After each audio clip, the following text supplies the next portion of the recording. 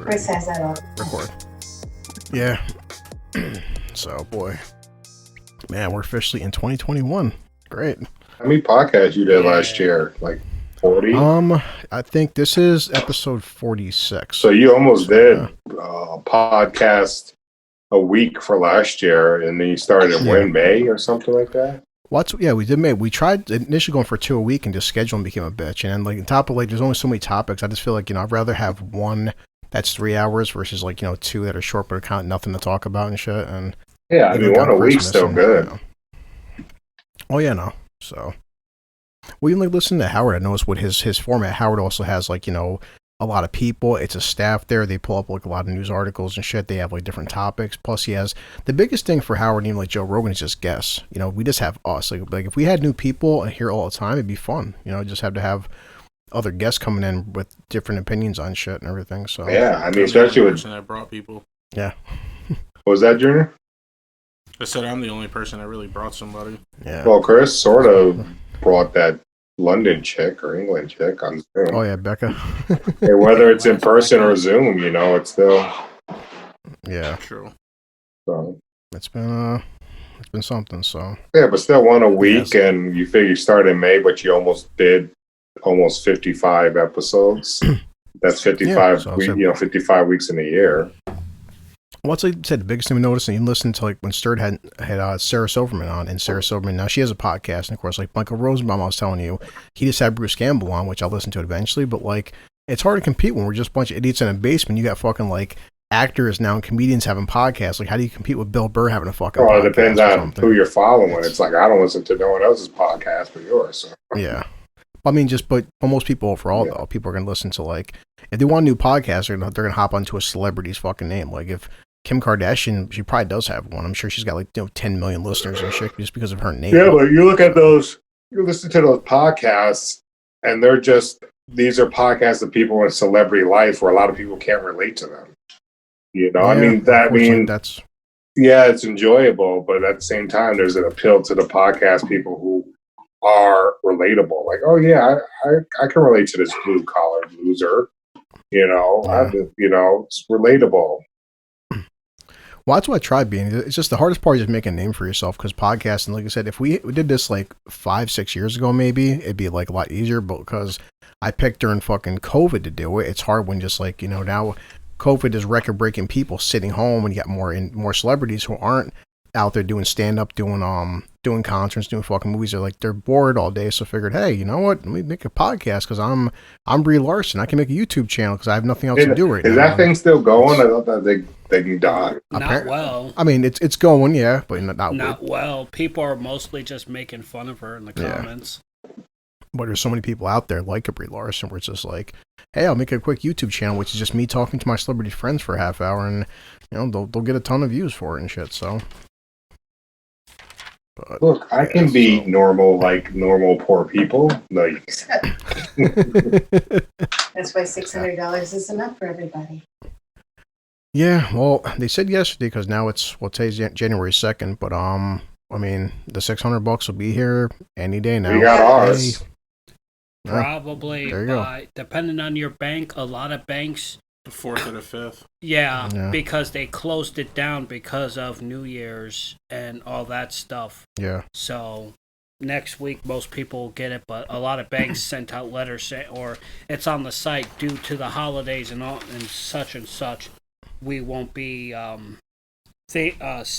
deposits won't be done until Monday. Yeah. So it's a lot of stuff that's going on, even though we discussed a lot in the last podcast. There's still even more stuff going on right now. Well, all the scrutiny that people are taking. Just break it down one segment at a time. Well, for me, the first thing off the bat is like, besides, we all had a pretty good Christmas, and I did. I had to work, which sucks, but overall, I can't complain. I mean, I got paid holiday pay, and so. But as of January 1st, now it is in New York State. I'm not sure about the federal level, but people been posting this on our Facebook group for fucking the bus drivers forum. It's just that. Now, at least in New York State, companies are not required to pay fuck their employees if they catch COVID. Now, they still can, obviously, if they want to, but before it was actual law, because of I guess the relief bill is up and shit. So it's like, if you catch COVID, your job does not have to pay you anymore. Just sit home for 2 weeks. But also too, Cuomo also signed a thing into an effect that now they can't evict you for even longer now. Yeah. So he signed that into effect as well. So while companies don't have to pay you, there's essentially probably about 3/4 of tenants are not paying their rent right now. So it's just more further damage to the landlord's pockets and things like that. A bad time to own property and be a landlord. Yep, it is a horrible time. It is a horrible time. I mean, just around the corner on Clinton Ave, literally, I think there's probably about besides my mother, maybe 2 or 3 other tenants in a 6-block radius are actually paying their rent. It's because you don't have to. I mean, you do have to eventually, and it's only going to add up. I mean, I can tell you right now, there's going to be a lot of people moving and getting evicted. Oh, definitely. Once this goes away, they're just going to buy their time. They're banking that money, and then they're just going to move. Yeah, but they're still going to go to court, and they're still going to be sued, and they still owe that money, and people don't understand that. Yep. Oh, yeah, of course. Yeah. People aren't going to pay it, though. It's they're not even going to show up to court. There was this one tenant that didn't pay her rent for 8 months, and that was 6 months prior to when COVID actually started, and throughout the entirety of the pandemic, did not pay her rent. So she didn't even pay rent for over a year, and she didn't even show up to court. And obviously the case just didn't get thrown out, but the judge basically told the landlord hey, you can go ahead and change the locks, and you can go ahead and do what you got to do to vacate all of her stuff out of the house because she didn't even show up to court. And in terms of the actual money that she owed her, he didn't really discuss anything about that. But it's so bad for landlords right now because, it's how can they do work on apartments? How can they do work, on so many buildings? If people want to move and they go into an apartment, well, I would fix that, but nobody's paying their rent, so I can't fix it. It's bad. It's really, really, really, really bad. What's crazy too is that landlords were actually supposed to be granted an X amount of money, no matter whether you were commercial or not, that you were supposed to be granted an X amount of money to be able to fix homes and things like that for people who actually needed to move. And it was something that was supposed to be within the first stimulus package, but of course that never actually went through. Yeah. That was very unfortunate. Because that, again, that just screws over people who are, small time real estate. All the commercial landlords, they're fine. They got the money that they want and stuff like that, and people are still being able to fix their apartments, even though, most of the landlords that work for these commercial property owners are just pieces of shit anyway. Yeah. It's just. Well, you figure most landlords in the city or inner cities are pieces of shits anyways. Yeah, well, really. I mean, I wouldn't say most. I'll say 50-50 just to be generous. Yeah, no, but you're right though. I would go 50-50 myself because, like I said, it's to me it's split down the middle between what apartments are commercially owned as opposed to people who only own 1 or 2 houses that's just trying to flip some cash. You know what I mean? And when I used to live on Madison Ave, I actually lived with, I had a commercial landlord, impossible to get hold of. Washing machine started leaking. I literally left a message with the landlord, didn't get back to me for 3 weeks. It's it's one of those things where it's if you're paying rent, you're on time. Matter of fact, if you're early with paying your rent and you don't get the services that you require, it's some people don't feel bad for these landlords when they're losing money because you go through shit like that when you're actually living in these places. But nevertheless, they're still just as much blue collar as we are. And a lot of people don't understand is when you get these people say, oh, I'm just not going to pay my rent because there's nothing they can do about it. It's like these college kids that say, I'm not going to pay for my student loan. They don't realize that when the landlords go to court, they get a ruling on that. And then they assign that debt to you, no matter where you go. And that will affect you until you pay for it, or whether you file bankruptcy, which will destroy your credit. The landlord can then write it off on his taxes, or he can sell it, your debt to somebody, like a debt collector. He gets part of the money back and then the collector goes after you. But it's ridiculous that so many people do not understand credit and how the real world works. Just because you don't pay your bill doesn't mean that it's not going to find you. Yeah, it's unfortunate. It's the same thing. It's the same thing. Like why we're heading into a second shutdown is because people don't listen. Second shutdown. I thought we were still in the first shutdown. Exactly. Well, I mean, it's hard to tell. Well, here's the thing, though. What I meant by shutdown was just the fact that it's, when I say shutdown is when businesses flat out weren't open. Like, Gotcha. Major businesses were not open, like, to the general public, where the only way you could come in is if you, A, had an appointment, or B, you were, returning something. And even then, they didn't even take returns. Like, Best Buy, for example, didn't even take returns. For like the first couple of weeks that they were shut down, they were like, no, we're not taking any returns. We're not taking any of it. You have to hold on to the product. Yeah, did you guys reduce hours again? Yeah, well, the entire mall reduced hours.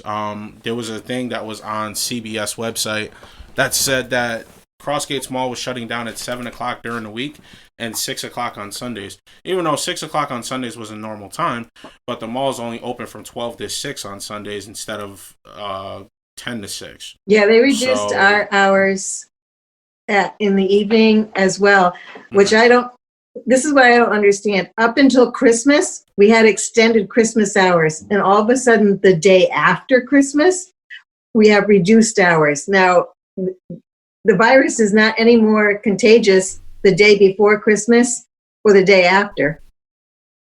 Yeah. It's all about money. Yeah, it's a game. That's always been the game. It's been a political / money game from the start with COVID-19. It's never been anything but that. And that's why other countries around the world are thriving and closed their borders and they're living, in a sense, free. And they can't travel anywhere, but there's no restrictions where they live. So, I mean, it's a wonderful, wonderful time to be alive in America right now. So are you guys going to get the immunization shot for this stuff? Hell no. Because they're saying that you can still get COVID. You still have to social distance. You still have to do everything, even getting a shot. It's like, well, then why get it? And then you got to stop drinking alcohol. You might test positive for I'm never going to stop. And HIV. And you get multiple vaccinations, not just one, but they'll tell you when you need a second and possibly a third and maybe a fourth. Yep. And you can also be test positive for HIV. You can't have unprotected sex for the first month. That's right. It could reproductive abnormalities. What the heck is that? That's like a friend of mine, won't mention her name, but she's a nurse right now, and she posted a couple of days ago, and she's like, I got bullied at work today. This was her post, and not only did I get asked 6 times if I wanted the vaccine, but then was told almost hourly how many vaccines were left, and so we were down to 2. Those 2 went unused. A week ago, I said no. Today, I said no again and again, several times to the same person. Then I was asked to make my case like I in any way had to. I was told how millions of Americans wanted what I was denying. Okay, I'll wear my mask. I'll do my part. I don't care what's in it. I educate people on vaccines. My kids are vaccinated. I get my flu shots every year. I also get the flu. I got my flu shot this year. But those vaccines whose ingredients I don't question have had a million people before me who are okay. But those who want to get it, awesome, congrats. I didn't. Something inside me said no, so I listened. But this is a person who's a nurse, and I guess they're not forcing it yet. But she's like, I'm a nurse. I don't want it. So. Well, what gets me is it's not being administered from your family doctor. And they're highly recommending if you have severe allergies, which I'd like to know what severe, how they quantify severe, that is not the shot for you, because some people have had anaphylactic shock, but they're administering it through like CVS, places that do not know your medical history. And what happens if you have to drive there? So you get there, get a shot, go out to the parking lot and have a seizure or something. How responsible is that?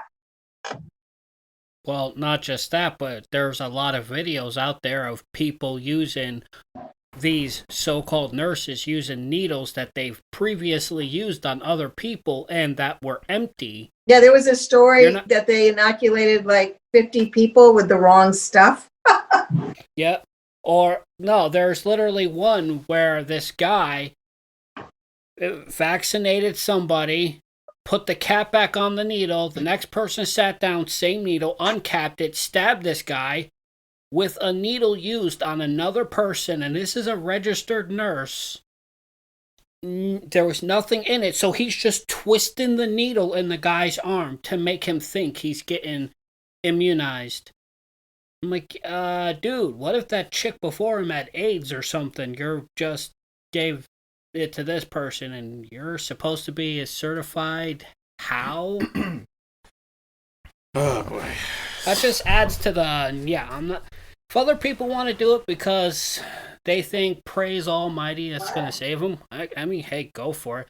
I think video games will save me from this bullshit. Yeah, it's the same people that thought that this immunization is going to be the end-all, be-all. Yeah. It's the same people that think that because Trump is out of office that everything bad just magically disappears. The people who think that it's now 2021, not 2020, everything's going back to normal. It's like, you're a real fucking special kind of person, aren't you? You're real special, and I don't mean that in a good way at all. Yeah. You're a fucking retard. It's like, I just don't, it's like, Mom, people are just become full-blown stupid. no, here we go. This is them. Mama said they smell magic shaves. Mama said they make me run faster. Let's see. Came out about 20 minutes ago. New York Post was saying, this is the New York City billionaires who got even richer during the COVID-19 pandemic. Yeah. It says, big Apple billionaires are booming with the collective wealth that ballooned by 81 billion to more than 600 billion during the pandemic. My God. Among was former Mayor Mike Bloomberg, the city's richest person, whose financial data and media empire shot up by 6 billion to some 55 billion. Wow. So, After he wasted like $2 billion on his failed presidential run. said Trump did well as well. Trump gained a net worth of over 400 million, jumping him from 2.1 to 2.5 billion. Let's see. The New York Mets, their owner, let's see. He had a great 2020, adding 700 million to his pile, which he now owns 14.6 billion. Wow.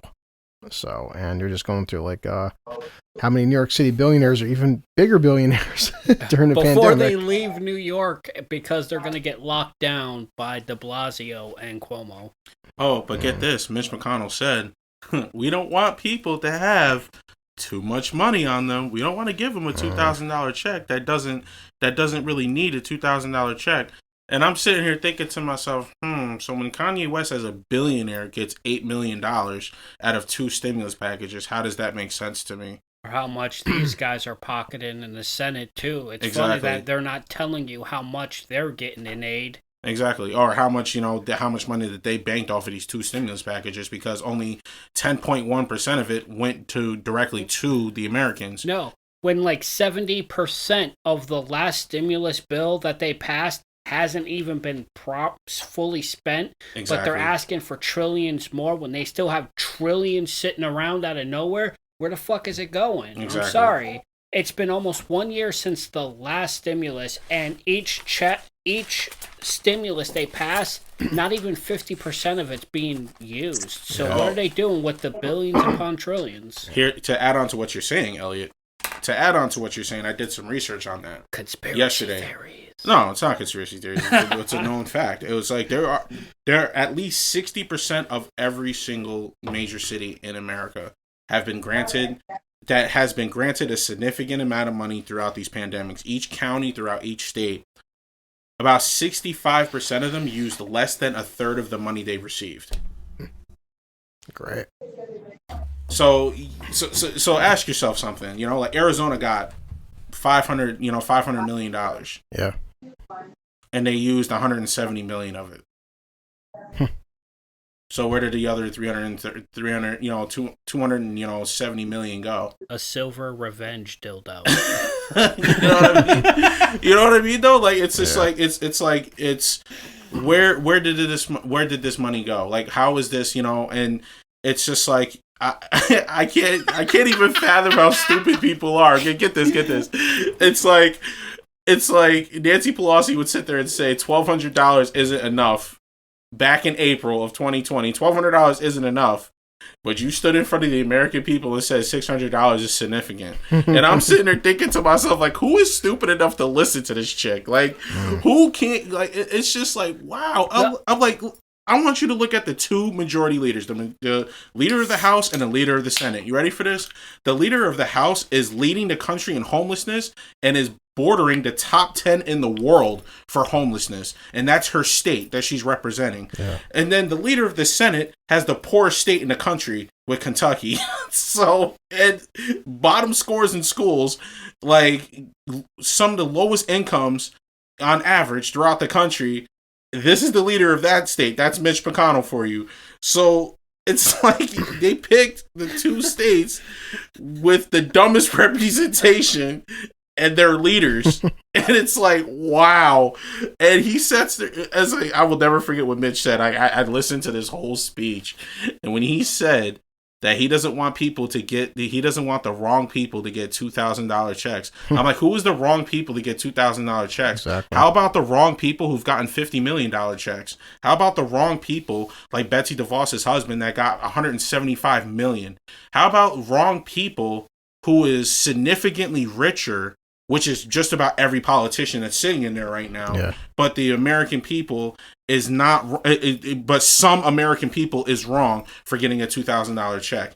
Make it make sense to me, please. It's like 130 million people got the first stimulus package. So you know another 130 million is going to get the next one.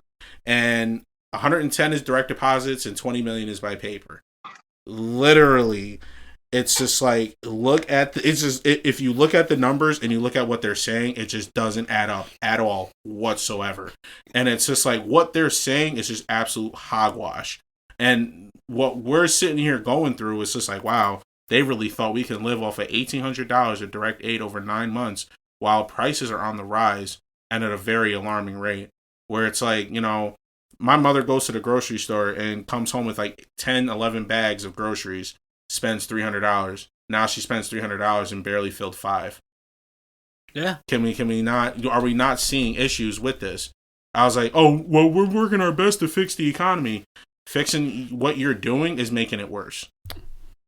By far, by a significant standard. Like, anybody can sit here and give you 50 better solutions than what you've been giving right now, and they're significantly better.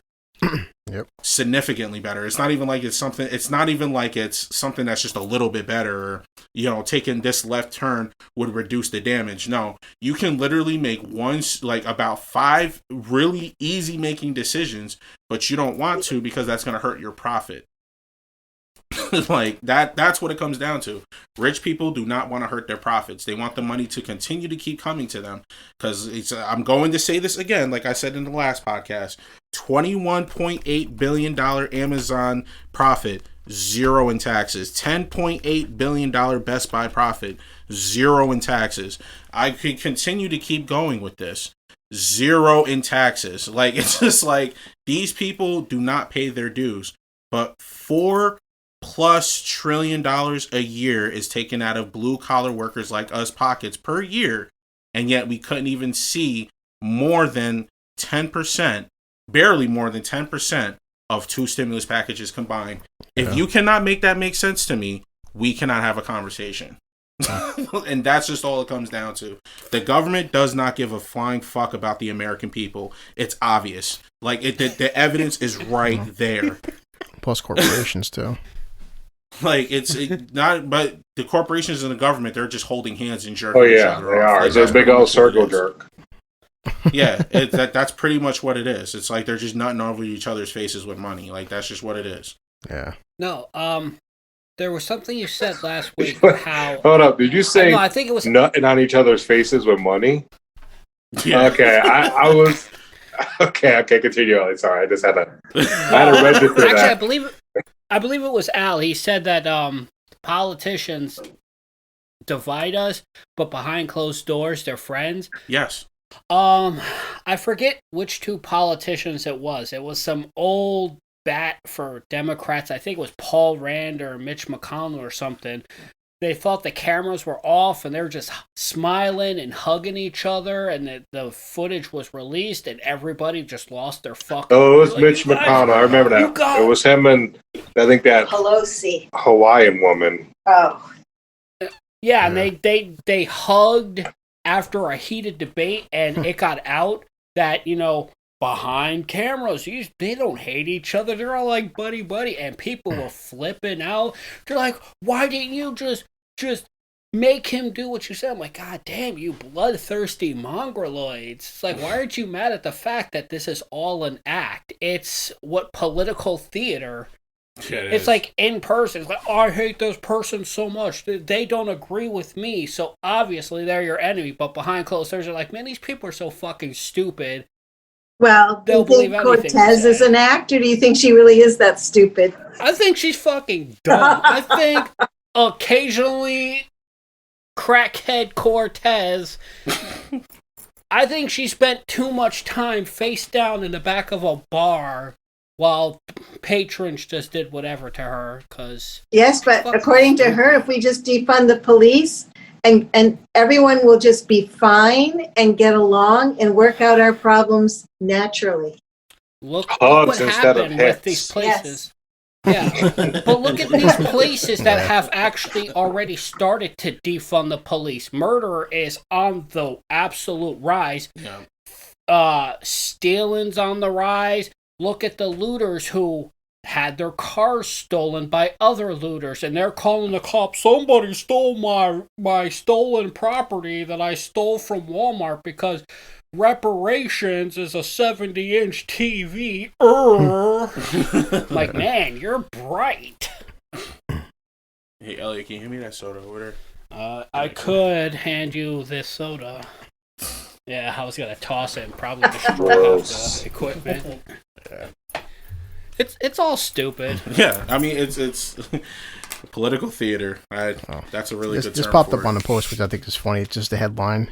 I'm laughing. It says, former church pastor now makes $100,000 a month as a life coach stripper. How can you life coach Nothing. stripping? How's he still got a job? Nothing says getting shit in order like my testicles Okay. in your face. It says she's a saint and a sinner. Oh, it's So- a she. And Nicole Michelle, and I've seen pictures, she's cute, but like I wouldn't pay $15 a month to look at her. But she ditched her life as a pastor in Ohio 3 years ago and now lives in California and living as a sex industry. Making a living in the sex industry. She's a mom of 3 who describes herself, this is her profile, as a pastor turned stripper, life coach / model. Okay. Her Instagram account has 120,000 followers. She charges $15 a month on OnlyFans and for Zoom sessions. She now makes $100K a month, eclipsing her former saintly salary, and had a hell of a good 2020. And of course, in her New Year's Eve post, she put down that in lingerie saying, I just wrapped up another TV segment. Thank you, Fox 26. I'm just in awe of all my dreams that have come true this year. I mean, you made 100. Now we know where of Mark's course, money's but- going. Good for her. She, Hey, I'm I saying wonder- she realized that sex sells. She's attractive enough. There's a huge pile of desperate people out there.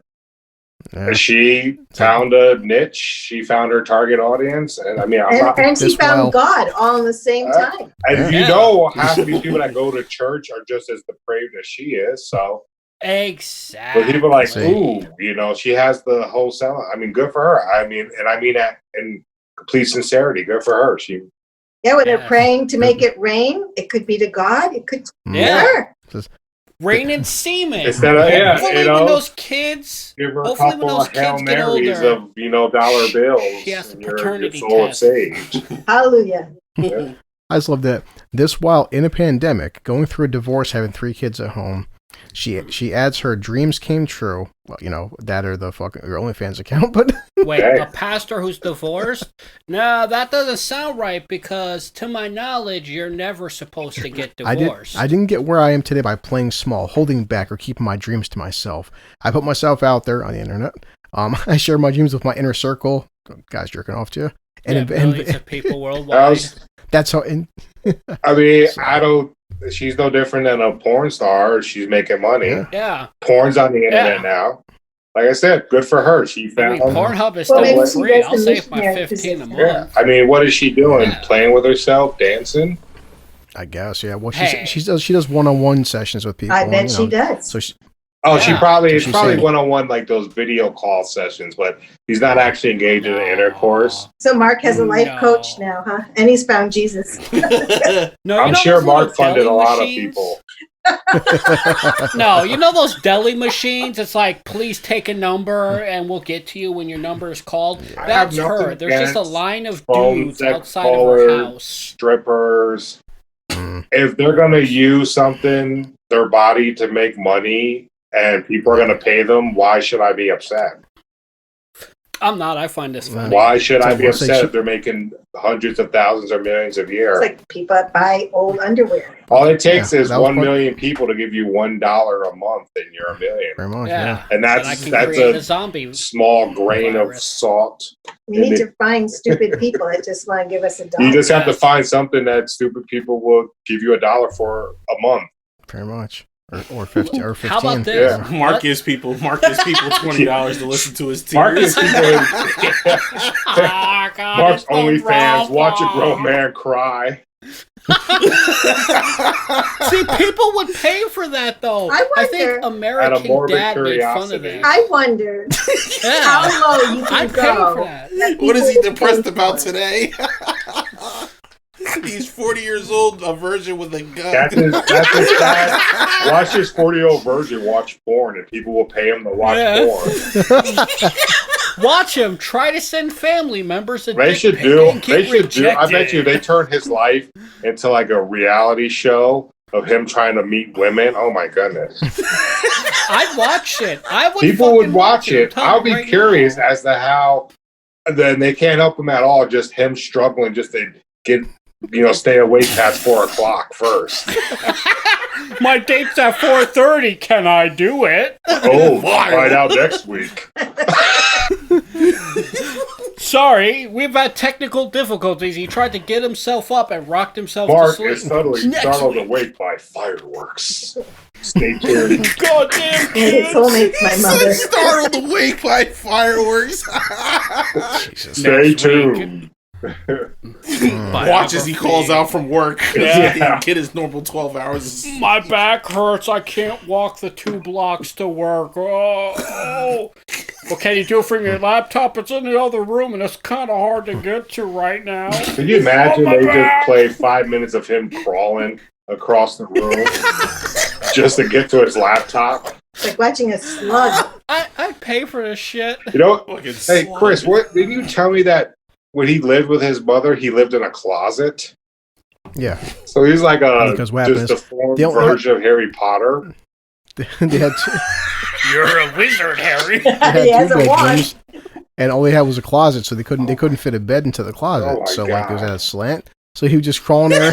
He would just crawl in there with like a pillow and a blanket, just lay on the floor. And just lay on the floor with the pillow and blanket, and like Jeez. They make smaller size mattresses. He could've 30-year-old found one man. that He's fit. still got a kid's mattress for one of them kids' beds. Did you ever yeah, meet couldn't his fit. mother? Yeah, plenty of times. Bristol was tired. Well, I know, but is she like him? Way different. Just the apple. Complete You know, to me, opposite. I never met any of Mark's family. To me, I think he's just a spawn of hell. He just kind of, He's just the came out of literal nowhere. black sheep. it's like some sort of summoning ritual went Spawn wrong. of hell. Demon be gone. It's fucked up. How you call him a spawn of hell? If he disappears I can't one say day. miraculously conceived because I don't think that's the word. Spontaneously Or finally conceived? conceived. Jesus. Okay, here's something. This came out a couple hours ago, actually. So Portland, go to Portland. Portland Mayor Ted Wheeler vows to get tough with Antifa. Yeah. Bullshit. So, yeah, after months of mollycoddling, Portland Mayor vowed to get tough on them, whose members engage in near nightly campaigns of mayhem, violence, and destruction in the city. My good faith efforts at de-escalation have been met with ongoing violence and even scorn from radical Antifa and anarchists.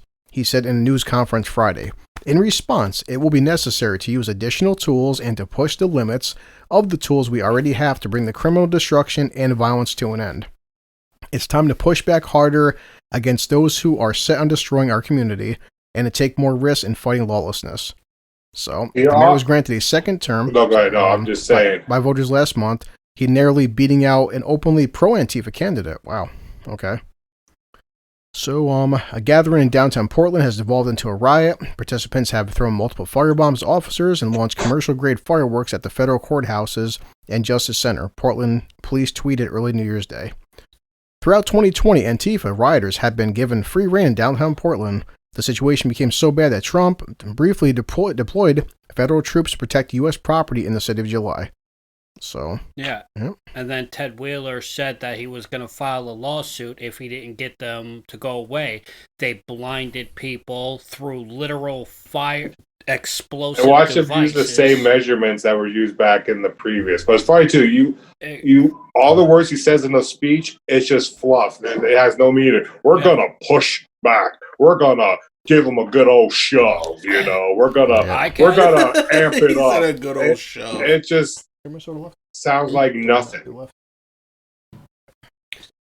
How about this? Make me mayor. I will deploy the army and tell them if they throw shit at you, shoot them in the street. Because half these people are a bunch of crackheads and sex offenders anyways. Like that one kid who was attacked and they tried to literally crack his skull open with the skateboard. 2 out of 3 of those guys were sex offenders, and they were Antifa and Black Lives Matter. These people are literally...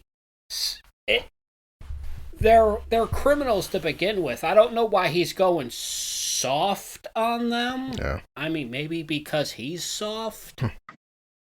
I mean, what it comes down to is that, you know, you're not seeing any of this in New York.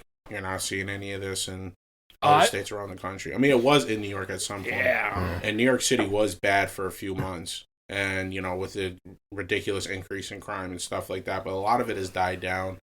A lot of it has died down. You know, you don't really see too much of what was going on anymore. Well, that's two things. One, the news is no longer reporting it. Yep.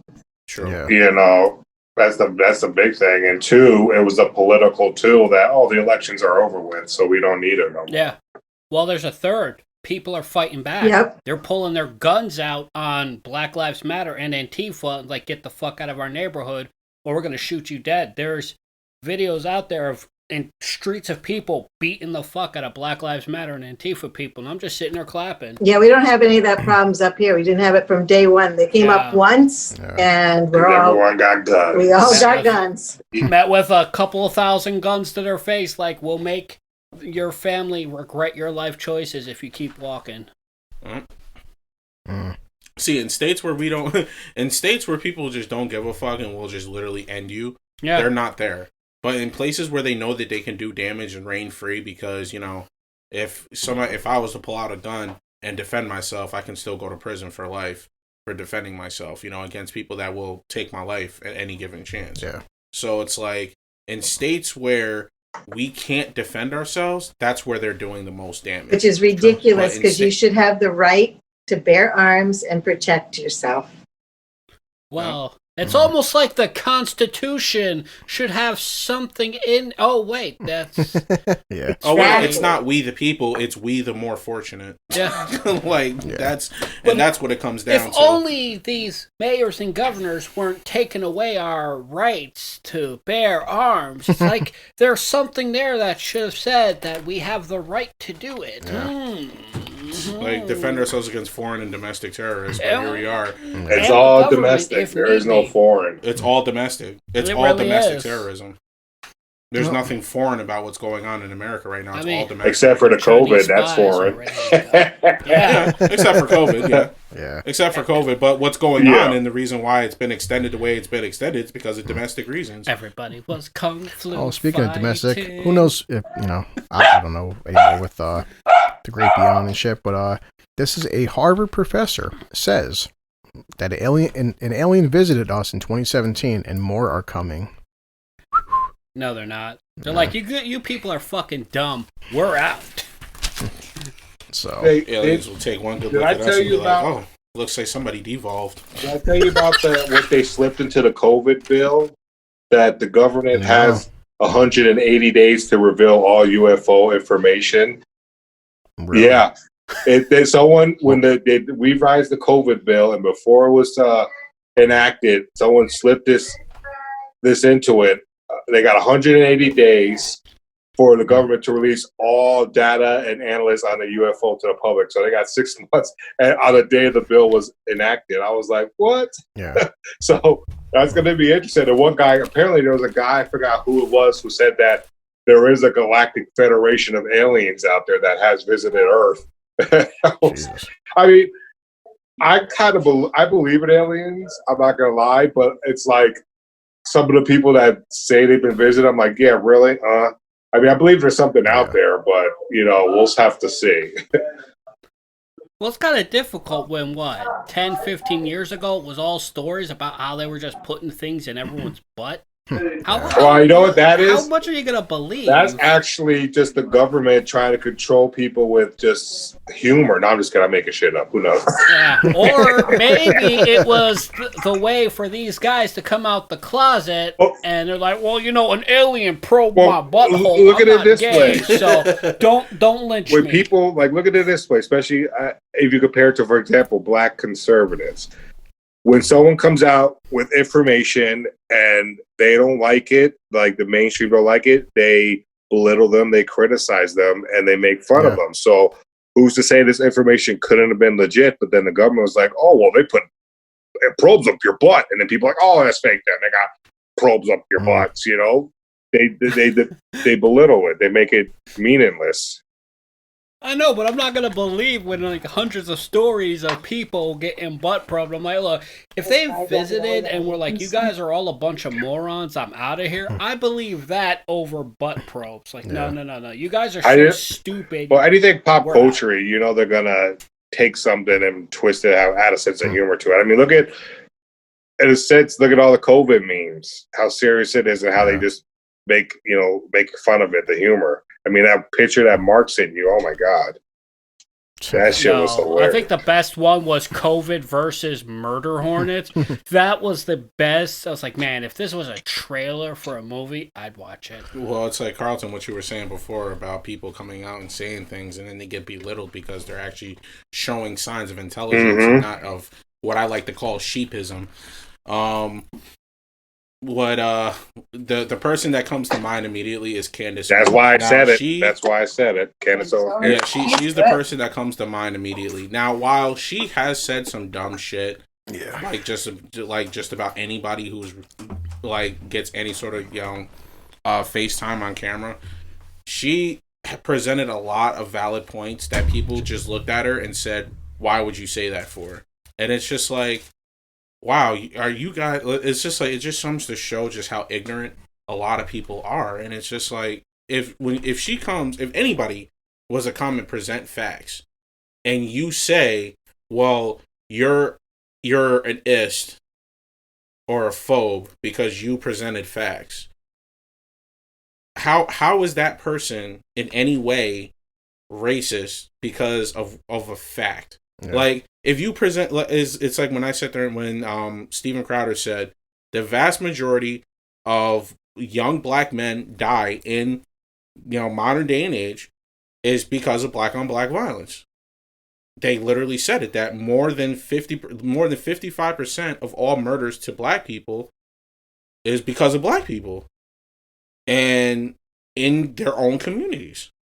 But you say that you're racist because you presented that fact. Right. How is it's like I don't understand how stating a fact makes you a racist, and I can never understand that. Like, I wanted to, like, I got into a heated discussion with this one person after work on the bus on my way home. It wasn't really kind of heated, but we just, we were just kind of talking at each other at one point, and I was basically telling her, I was just like, how is it when you present a fact, you become an ist or a phobe to any extent when you present a fact? Yeah. When you do research and you come forward with the research that you've done from numerous different sources, you can't be an hysterophobe saying that, because I can present any facts that I want. I can say what's true, what I validated as facts, and I present that to you with all the credibility in the world. I'm not saying that I hate anything. I'm not saying that I'm afraid of anything. I'm not saying that I'm afraid of anything different or I hate what's different. All I'm saying is this is facts. But if you're the way you counteract to me is you attack me with hatred and say that I hate you. And I'm like, that's just been the premise for a couple of years now, and I just don't understand how that mindset came to be, where you say something and you're labeled as something because you presented factual information. So you get labeled because you have intelligence. And I'm like, wow. You want to make a liberal's head explode when they call you an hysterophobe, you call it back because they're challenging your views. Exactly. They're like, wait, what? I'm like, well, you're a racist. Like, how am I racist? You said a racist thing, but you're calling me a racist because you're racist. I'm Native American. Or just hit it with some nonsensical bullshit. Basically, whatever they throw at you, like, I'm rubber, you're glue, motherfucker. We're fighting fire with fire. Well, this literally fighting fire with fire. Me and Chris, I was telling Chris or something, because there was that 80s and 90s, the last great decade, where Vanilla Ice and all of them were still around. Like, how is a lot of stuff today racist? But back in the day, a white person, if they got into rap or hip hop, was threatened for the rights to their music and told you can't be here, and that was all right. Rap and hip hop was a black man's game, not women, men. And if a white person started rapping or got into hip hop, they were threatened. You had to give up the rights for your songs and stuff, and that was fine back then. But everything else was racist. Because I'm like, there's terrible examples on both sides, but why do we only focus on one? You ever see that movie Gran Torino with Clint Eastwood in it? Yeah. I love that movie. That's what I grew up with. People just said what it was. You got over it. You didn't have feelings or trophies. You played dodgeball. You got up. You didn't wear safety belts. And geez, we all survived. Now the newest racist thing is brown bags. You know how you take a brown bag to lunch? That's racist. It's the color brown, for Christ's sakes. That's what the color of the bag is. Yeah. White people making sushi is racist because it's cultural appropriation, but cultural appropriation isn't bad. It's showing that you appreciate what other people have brought to this world, because we need that. Because it's funny, they're calling everything racist, but in their entire throughout this entire thing, they are reestablishing. Thank you. Reestablishing racism and segregation. They're separating us. By calling everything racist, they're making this whole thing racist. You know, they just, I don't know if they see that, but it's like, okay, so you don't want this white person doing this, so you're into segregation. Oh no, we want everyone, but that's what you're doing. Yeah. There's a great skit on YouTube called Woke versus Racist, and they both believe the same thing. Woke. People should get things based on their skin color. Racist people should get things. Yeah, and they agree. Like, well, white people have marginalized everybody, so their opinion. And I just watched this, and I watched people making fun of it. I'm like, holy shit. Yeah, I'm like, this is why you see white Black Lives Matter activists going up to black cops using every racial slur in a book. I'm like, wait. How is that fine? You're saying white people shouldn't say these things, but white Black Lives Matter supporters are calling a black cop a coon, it's like an Uncle Tom, and that's fine. But if a white cop just tells black protesters, moving along, keep it down, moving along, that's racist, but 5 minutes ago, that person behind you was screaming racial slurs, and that's cool. Where are we ending this, buddy? Because this makes no sense. Well, it's what you said before. It's what we talked about before, Elliot, where people, when people feel like that something is right, then we just have to go along and say, you're right. And if we don't, this is how we get labeled, because we don't agree with feelings. I said that 2 weeks ago. Like literally, it's we're in the era where it's facts versus feelings, and you know what I mean. When people stand up and say, "I feel like that shouldn't be a thing," like for example, like if I go to Best Buy and I'd be like, why isn't like the customer service desk isn't open? They completely took it down. Well, I feel like the customer service desk should be 100% open. And I'm just like, what? I was like, I just don't understand. Like, oh yeah, Becca's a fucker, but look, she shared this. I'm putting Raspberry Pi is. I think she's trying to tell you something. Did they say cherry pie? I think it would have been better if it was cherry pie. It is. I was like, it says me. I'm gonna cream pie you later. Her, but I'm on my period. Me, raspberry pie. It is. Her like. Oh, it's okay. I was talking to my friend from England. I'm like, yeah, my one friend I do the podcast with got a female friend who's English. She's like, oh boy. I'm like, boy, is it, oh boy. I'm like, he's like, oh, why are these women like that? I'm like, yeah, this must be your first English friend then. Let's see. Speaking of some of the juniors mentioned a couple minutes ago, found out. So they're saying that nearly 70% of 2020 shootings in New York City are unsolved. Because mentioned like New York City and Portland, but yeah, police have arrested a suspect in 483 out of the 1,500 shootings in 2020, a clearance rate of only 31%. Wow. So, nice. Out of these 544 trigger-happy defendants, only 254, about 47%, are in custody, according to the NYPD. I bet you they could solve them if they go back to the prison records and find out which convicts they released in 2020 because of COVID. Let's see.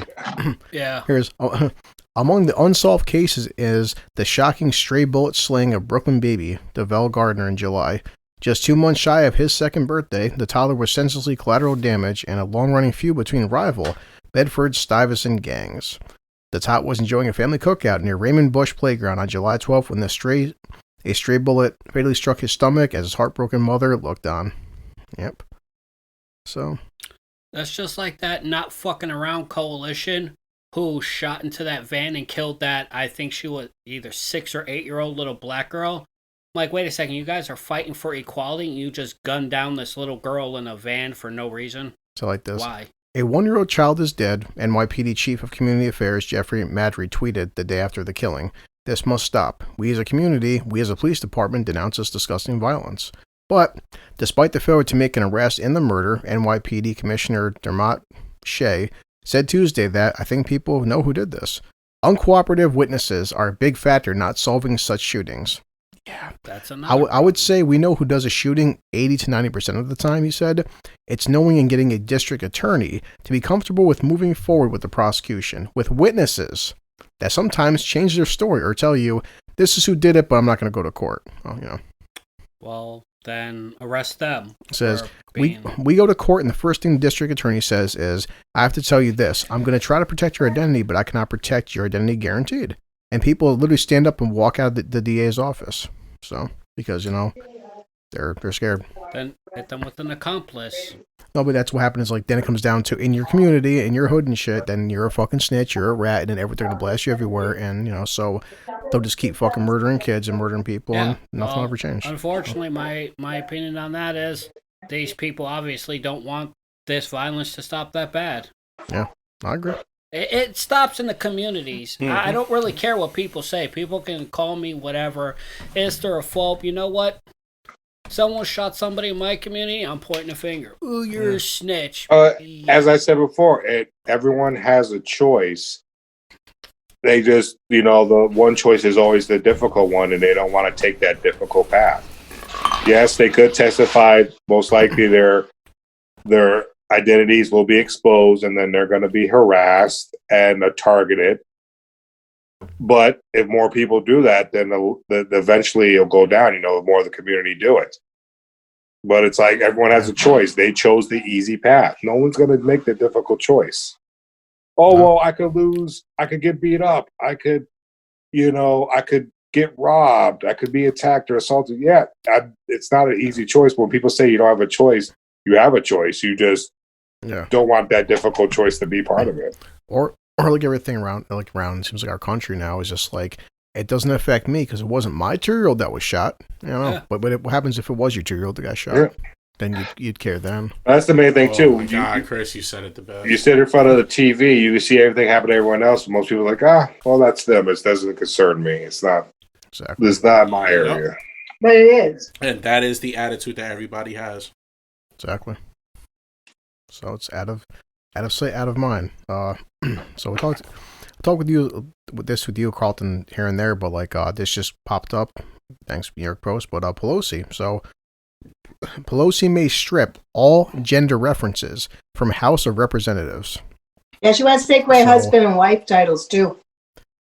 So it says proposed changes to the rules of the House of Representatives would honor all gender identities by limiting such terms as mother and father, son and daughter, aunt and uncle.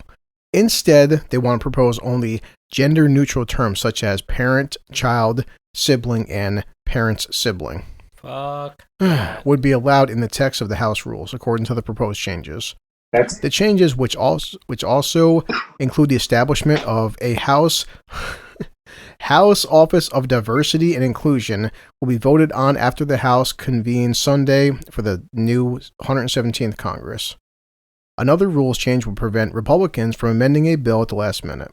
So Yeah, that's a Democrat's all the topic. time.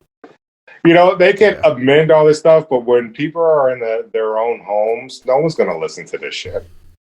This says here, but the gender neutralizing move, a nod to the transgender and non-binary community, was widely mocked on social media. As you can see, Congress really has their fingers on the pulse of America. Yeah, because this isn't transgender, non-binary going for basic human rights, which they already have. Everyone born already has basic human rights. This is them trying to force their opinion over everything other people do. Yep. And honestly, if you're so insecure that you're a man who thinks you're a woman, woman who thinks you're a man, you're some demi-boy, demi-girl, whatever the fuck you believe in, you might need some mental help because fuck you. Look at this. I'm not going to read all the Twitter stuff. The top comment, which made me laugh. And I support inclusion and identity, but this is crazy. Can't say mother, father, and uncle. Hi, parent, I am home. Or is parent, sibling, John coming to dinner? Yeah. What you're saying, Carlton, it's just like, this is the point, fuck. It's like these people make up like, it's such a small fuck. Now the House Representatives wants to pass a bill for changing up terms. Like, they can pass a bill, they can change up terms, but the only places that are going to enforce this, if anything, are just maybe the big tech companies. But, that's only why in office. When you go home, it's like, I'm going to go see, my mother's going to visit. I'm going to visit my father. No one's going to stop. You cannot just pass one bill and expect centuries of conditioning and programming and language just to go away. They are delusional, and there's no way to enforce this. There is absolutely no way. All they're saying is this is what we prefer. Not to mention, no one's going to listen to it. It's so fucking dumb. It's like, you're wasting time. All they're doing is stupidity. She can spend all this time coming up with something so stupid like this, but you can't sit down and take care of people out of work and deal with real issues. They're making distractions. While everyone's focusing on this bullshit, they're doing something else that people don't see coming that's going to really screw up everyone, because this is a hot topic that everyone's, racism and is and obes and transgender and binary. And no matter what the hell happens, I don't care if you're born a boy, you want to be called a girl, you're either male or female. You're not the cisgender to me, If you want to change your name to Suzanne from Brian, okay, that's fine. It's your name. You can change your name, but you're either male or female, And what's next? They're going to get rid of races? Like, oh, they're not Hispanic. How could you get if someone's Hispanic, like, oh, Latinos, they hate that Latina X shit. They hate it. And liberals are so upset because the Latinos and Latinas are not using it. Only liberals are. It's like, it's like, who the fuck? all this is a distraction. You keep the public distracted, and you can do whatever you want to Exactly. them. You can control them. Well, actually, the funny thing is, I saw stories by Steven Crowder years ago that it's not just people identifying as a gender, it's identifying as a species and orientation. Because this fat white guy was like, I identify as a Japanese woman who is such and such. And there was a Russian woman who's like, I identify as a cat. And her boyfriend identifies as You know a what? dog. Honestly, to me, I don't care if you identify yourself as a Gringer man cat. That's your life, but don't force me to identify, acknowledge you as that. I'm like, you know what? If that's what you want, if that makes you happy, good.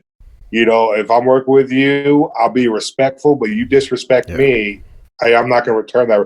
Bottom line, people it's their lives, but it comes down to mutual respect. You want me to respect you, respect my wishes. Yeah. And what they didn't point out in this bill that just passed is that they're supposed to release all the I already talked information. about that. Oh, you did? Yeah. Oh, I missed it. Sorry. You're like half hour late. It's fine though. People need a You crash can get your own course. food. Sorry, Fine. I'm behind the lines getting But this dinner. whole turnout is bullshit. So what, Karen? So do I come home and my son's just like, "Hi, parent, I had a great day today." He's like, instead of him saying, "Hi, dad," or like, "Dad, what's going on?" "Parent, what is going on? I had a great day at school today, parent." Like, what my other parent, which you mean your mom? No, the other parent that has female genitalia. No, no, you can't say female genitalia because they're going to go on a rampage that gender and sexual identity don't identify as what you are or some horse shit. I don't know. It's stupid because if we can all just say we're whatever, I'm a fucking billionaire. Where's my money? Where is my money? Why isn't there 7 extra zeros in my bank account? Well, you know what this is? It's not going to get rid of gender because when it comes down to sexual crimes, it's always going to be a male assaulting a female. Well, this entity with a protruding penis assaulted this other entity with glorious memories, It's like... I can tell you the churches, especially in the Bible Belt, are not going to go for this. And Pelosi, I would love to know which church she belongs to, because I'm certain that's not going to be a big one where she's sitting down. The biggest where you'll see this is California and Canada, Seattle. Well, I'm talking about in the United States. Because the conservatives, like the Northeast, that's not gonna fly. No. The New Hampshire, the New England area. New York is not part of New England, but California, Seattle, definitely not in the Bible Belt. Definitely, not down south. So they are, like I said, this is just a huge distraction. This pop for something that is going to be a bigger surprise. Yeah, what are they bending us over with this so they can fuck us with what's coming? So this is kind of a weird article, which I'm like, okay, I'm not sure what the point is, but okay. So Ohio governor signs bill that requires women to cremate or bury aborted fetuses. Okay. So he signed a bill Wednesday requiring women so they have to cremate or bury their remains after their surgical abortion. The bill signed into law states that pregnant women is responsible for the cost related to the final deposition of the fetal remains at the chosen location. If cremation is chosen, the fetus must also be placed in a grave, crypt, or niche, the measure states. That's kind of disgusting. Okay. I'm of two minds about that, because there's a lot of women who are getting willy-nilly abortions, and as soon as they walk in the clinic and walk out like, oh, I got my shot, I'm good. There's no consequence to their actions, Well, I also think that these clinics have been selling tissues and stuff like that. So this is a way to prevent that from happening. Yeah, body organ harvesting and stuff like that. But I'm too much. Yeah, it's kind of weird and disturbing at the same time, for women who are just using these Planned Parenthoods as revolving doors every time they get pregnant. They're not seeing the end-all consequence of the reaction. They're walking in, getting a coat hanger, coming out, and they're good. But if they have to go through this additional financial strain and painting a bigger picture, I can see that making them like, well, I need to be smarter about my choices. So like I said, I'm on both sides of the fence about this because there is some good things and there's some bad things. I'm just using basic words here. Yeah. But, So that's how I feel. feel. It says, whoever fails to follow the bill's requirements will face a misdemeanor of the first degree. Planned Parenthood has slammed the bill as unnecessary and described it as another attack against women. This is honestly just a familiar ploy by these lawmakers who use the chaos of the end of the year session to try to pass these unpopular bills.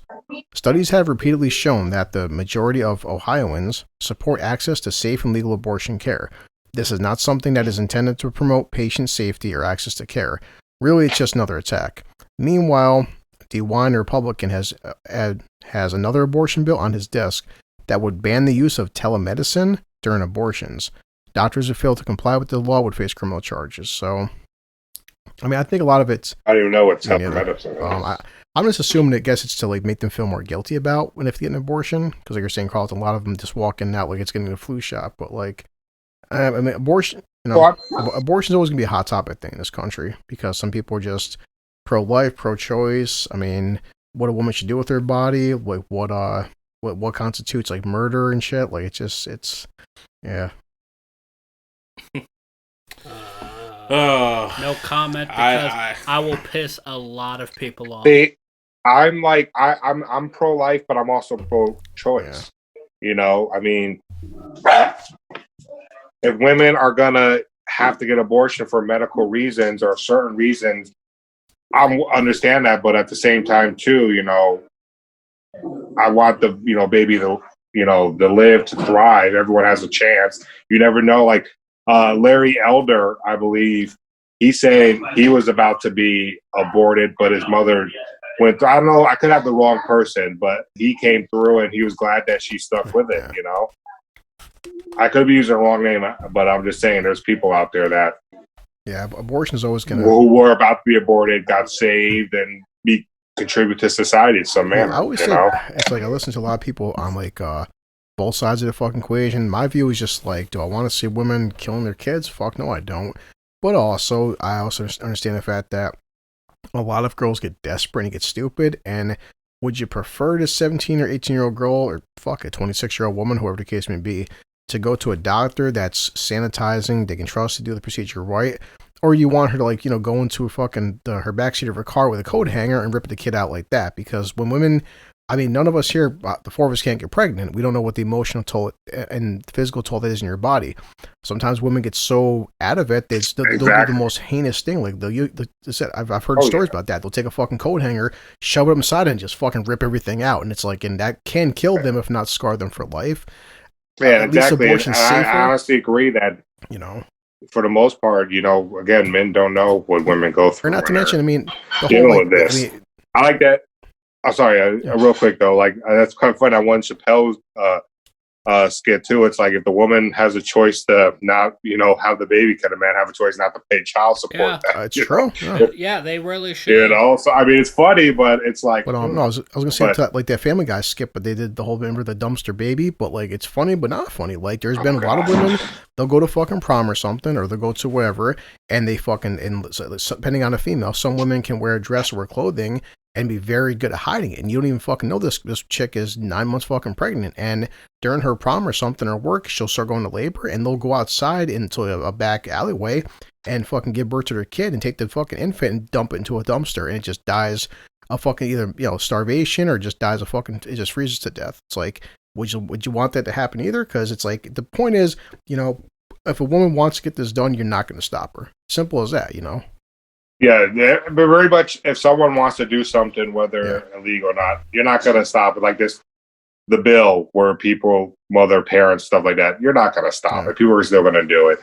But it's like, at the same time, you have to, I mean, women have had it tough. And I think we need to have a different institute other than Planned Parenthood that maybe has better support for women who have kids, what about or the fathers? Better education. What if they want the kid and she kills the kid? Can he hit her with charges of murder since that was Yeah. his child. Yeah, and he see, wanted it's just there is no right No, there answer isn't. regardless.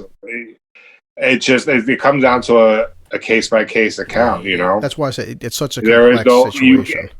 You know. Exactly. I think they need psychiatrists to talk to these women before they have the Condoms. abortions.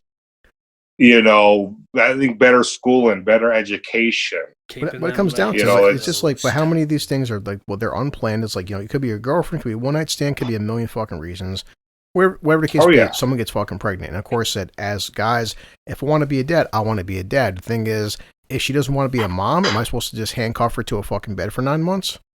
It's like, you know, I mean, That wouldn't stop her. well, yeah, it's But just we're in sad. 2020 now. It's called personal accountability. There are Thank you. so many ways to not have kids that it's not an excuse anymore. Unless it's something like rape, which I'm not getting into because fuck that. I'm not going to have a bullseye on my back. But there is no, I hooked up with a guy at a bar. Why? You were obviously having drinks and you couldn't. So, no. Well, I want to get rid of it. No. You chose to do this. Yeah. You knew that this is that. No.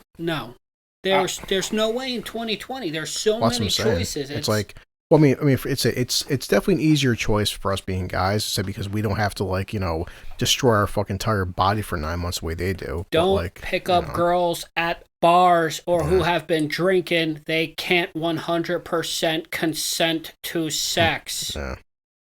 Point. Ended. I don't touch women who have been drinking because that's my mindset. Yeah, they're not wrong. You're right. Well, I mean, you can touch them No, a little bit. no, just I don't don't. take them I off. don't. Hand job in the back. I don't, because what if she's like, well, I don't remember it like that? No, don't. They touch, if they drink when I was younger, smoke pot. If they smoke pot, no, I just stayed away from people because I didn't want the drama to come afterwards.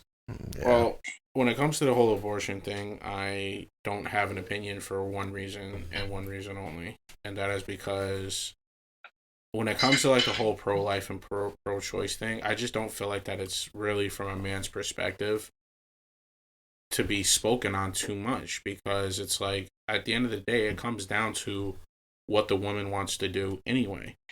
If now, when on the flip side to that, what I feel like is, if a man, I agree with, you know, Elliot, and I agree with Carlton 100%. If a man is not ready for a child, and the woman says, well, I'm not getting an abortion, I'm still having this child, and the man in that case should not have to pay child support. If he I agree. already feels like, and I agree 100% with that statement, if the man makes it 100% clear he's not ready for the child, and the woman says, well, I'm still going to have this child anyway because I'm not getting an abortion, You mind if I borrow the ketchup? then I feel like, you know, at the end of the day, I agree man with that. shouldn't have to pay child support because he already made it perfectly clear that he doesn't want to have the child. Now, on the flip side to that, let me flip this again.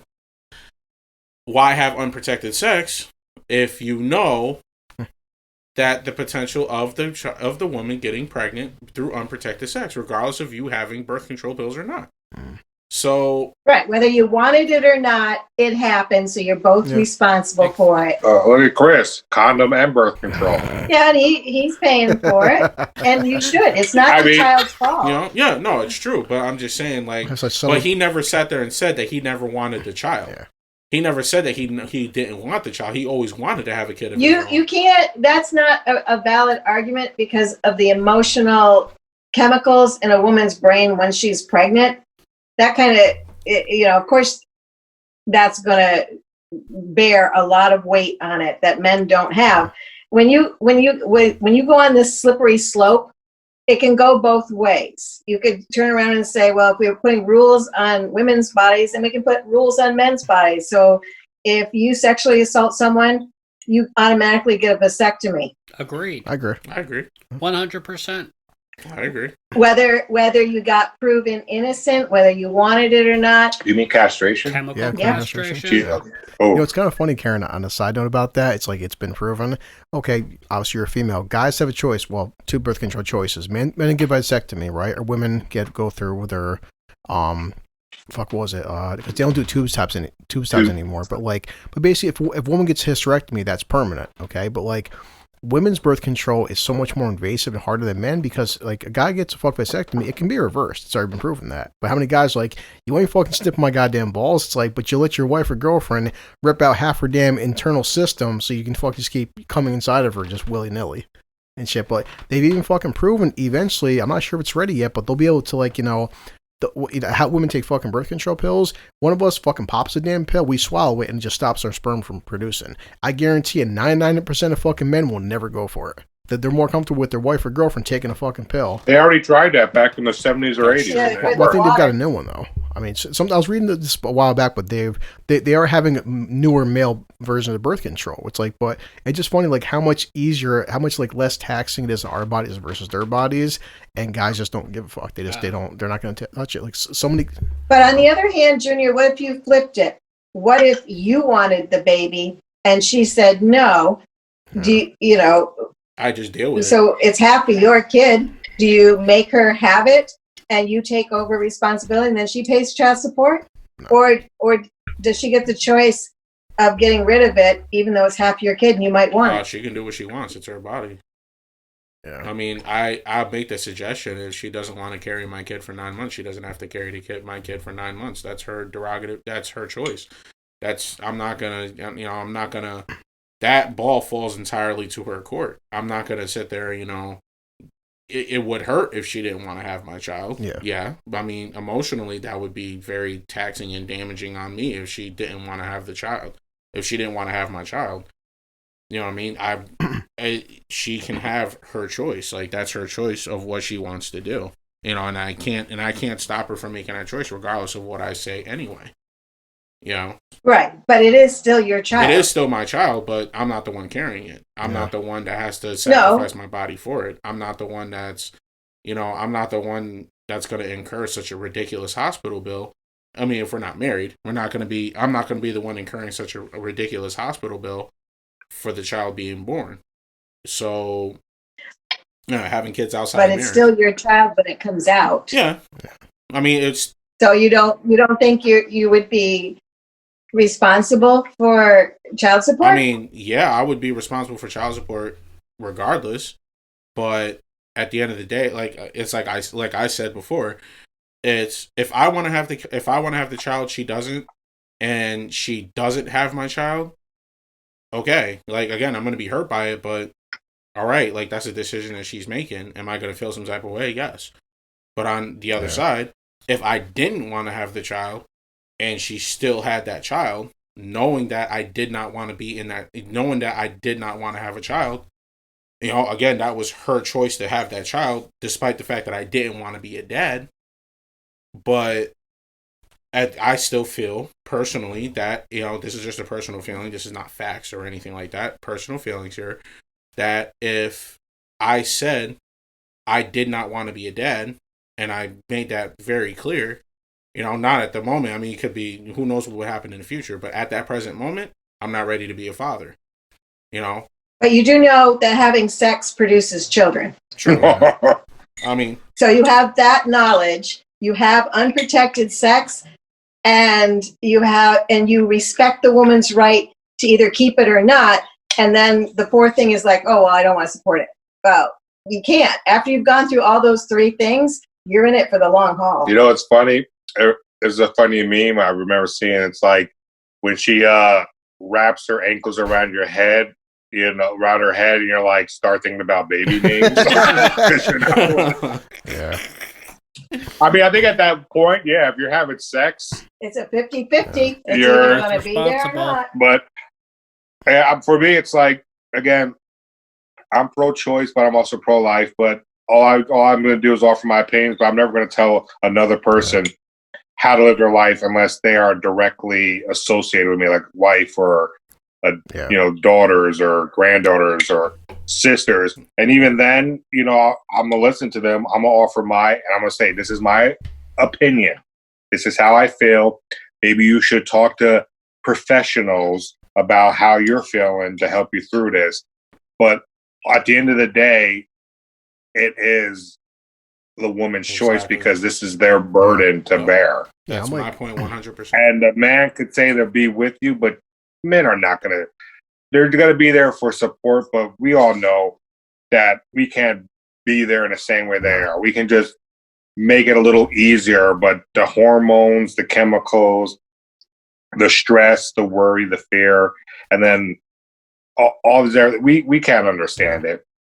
Like we can't, the closer, like I said, we can't understand the pain of them giving birth, and they can't understand the pain of us getting kicked in the balls. Sure. You know, or when we see another man get kicked in the balls and we feel it.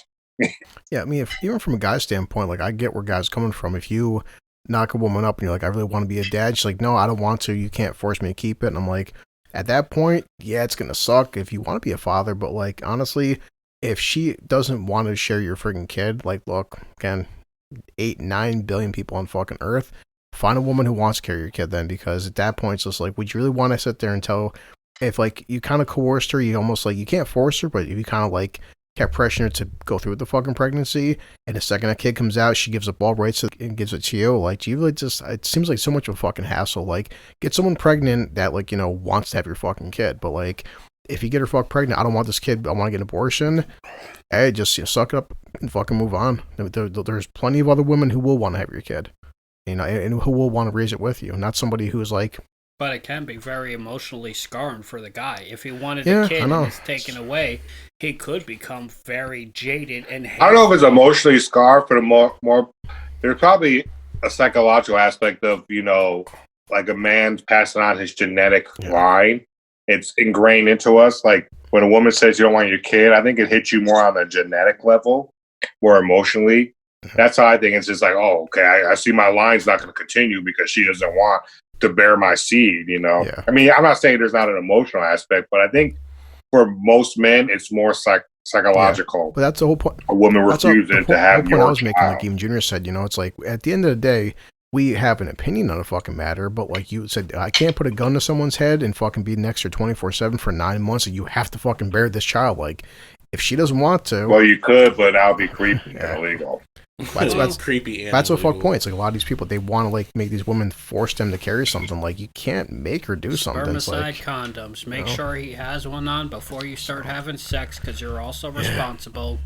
So True. It's a 50. It takes 2 to make a baby, so so here we go. Both parents are responsible. So second California hospital busted for giving COVID-19 vaccines to relatives. Wow. So a second hospital has been busted for giving the BioNTech coronavirus vaccine to its employees' relatives instead of using the doses for the elderly or frontline workers. Damn.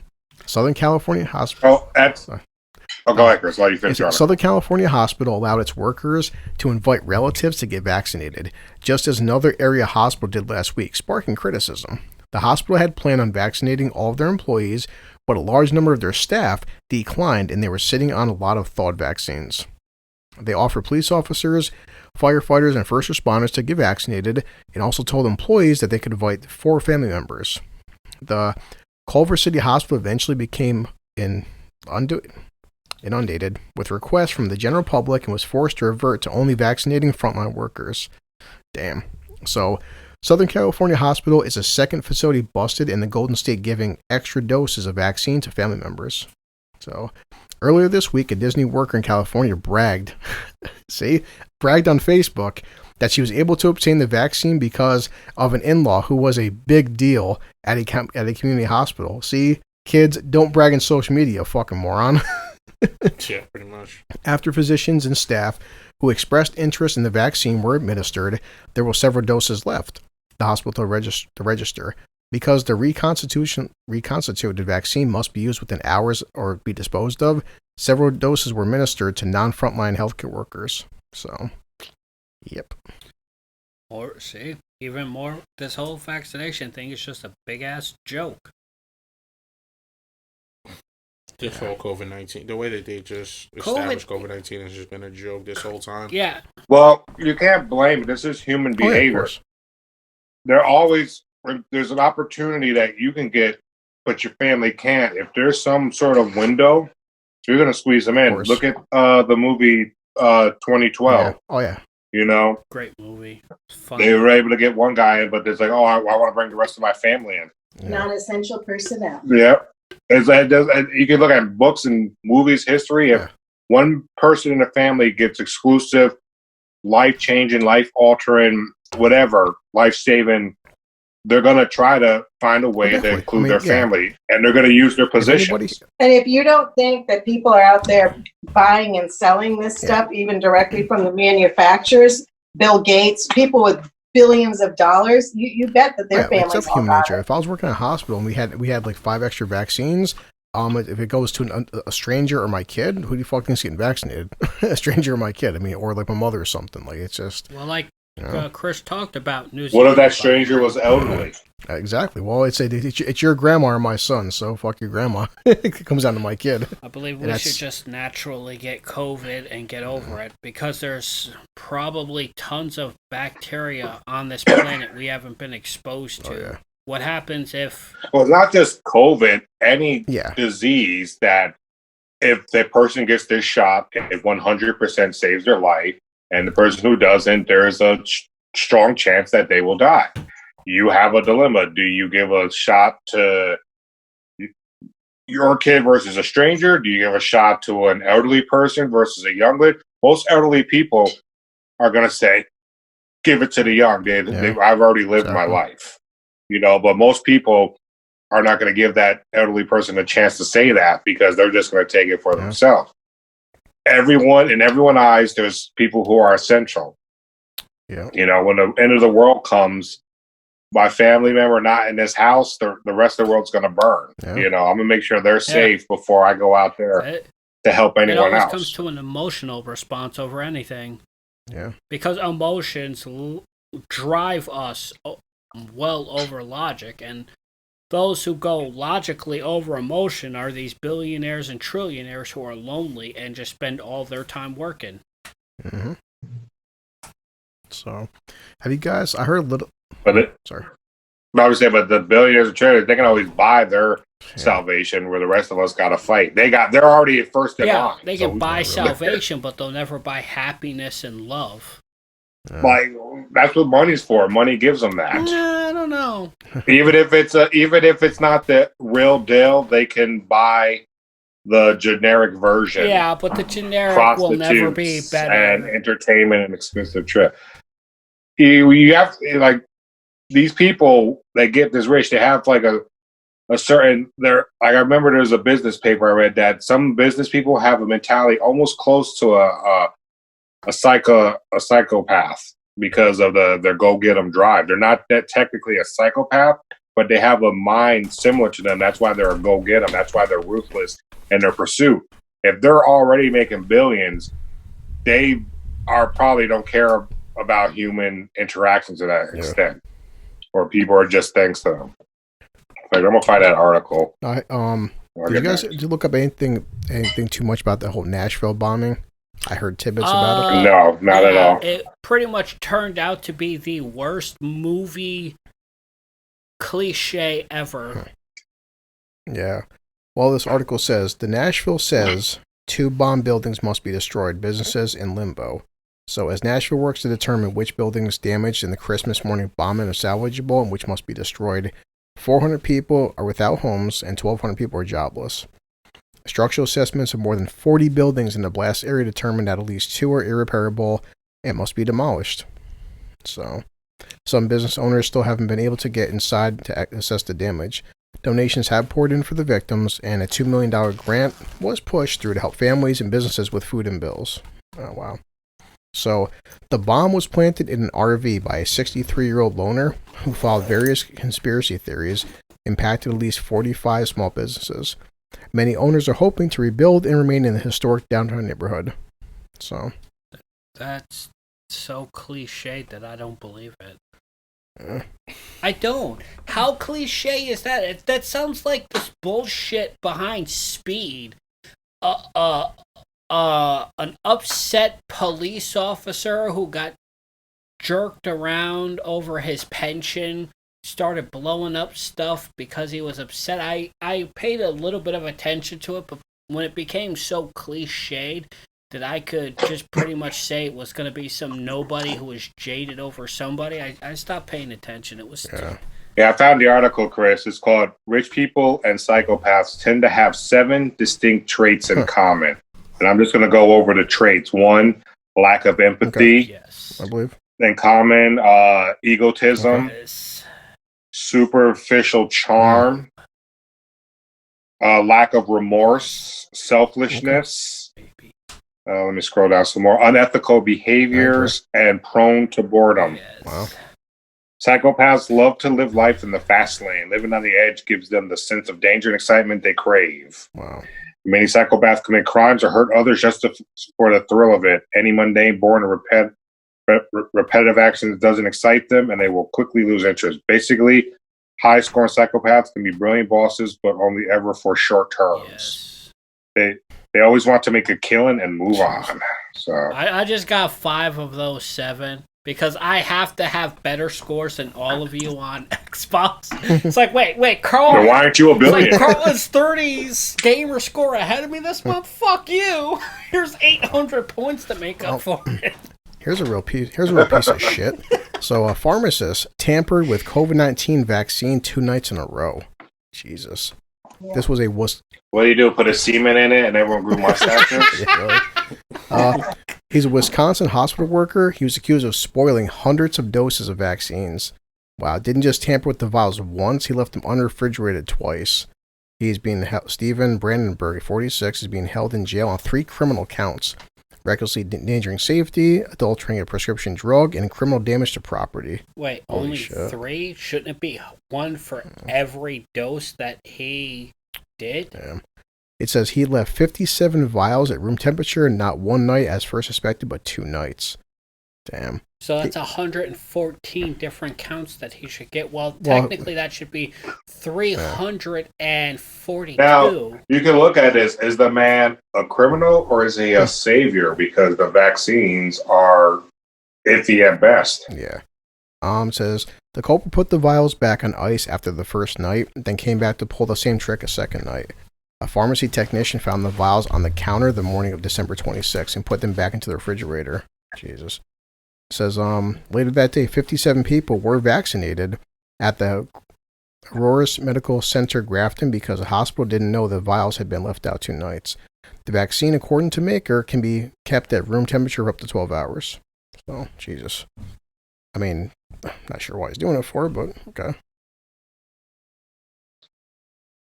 Who knows why people do anything? So, Selfishness. trying to look at other news articles and shit. I'm just over it with a lot of people. Well, me friggin'. Well, like I said, this is, like I say, you read these stories and the news love it. They throw the dark and the depressing at you. Yeah. And people eat it up, you know, and people become jaded and people become secluded. They only want to be around those they love because the news is making everyone, you know, aliens. And this is what they're, you know, people who can't see past the news are sheeple. See, I'll start sharing some stuff that Al sent me on WhatsApp and TikTok. It's like he made a joke just saying, he's like, let's see. It says, this fucking Marxist with his communist ideas, but I love the video. Just a picture, but it's showing us a Twitter account. It said Adam Best. It says, capitalism has told us that the American dream is becoming a mega millionaire or even billionaire. The American dream should be collectively building a society where nobody starves or goes homeless, and everybody is treated equally, fully insured, and paid a livable wage. Yeah, but goddamn communists. I shared this on Facebook for a bunch of people. That was awesome. This guy was the stimulus check, but it was Superman. Let it fucking load up. Yeah, because remember, because we're showing it to Junior and stuff like, yeah, so stimulus checks in America compared to other countries. Yeah, Australia, $1,900 a month. Canada, $1,400 a month. Denmark, $3,200 a month. Germany, up to $7,500 a month. The UK, up to $3,000 a month. The USA, $600. Since when? You can't compare that across the board because the cost of living in those countries are much different than ours.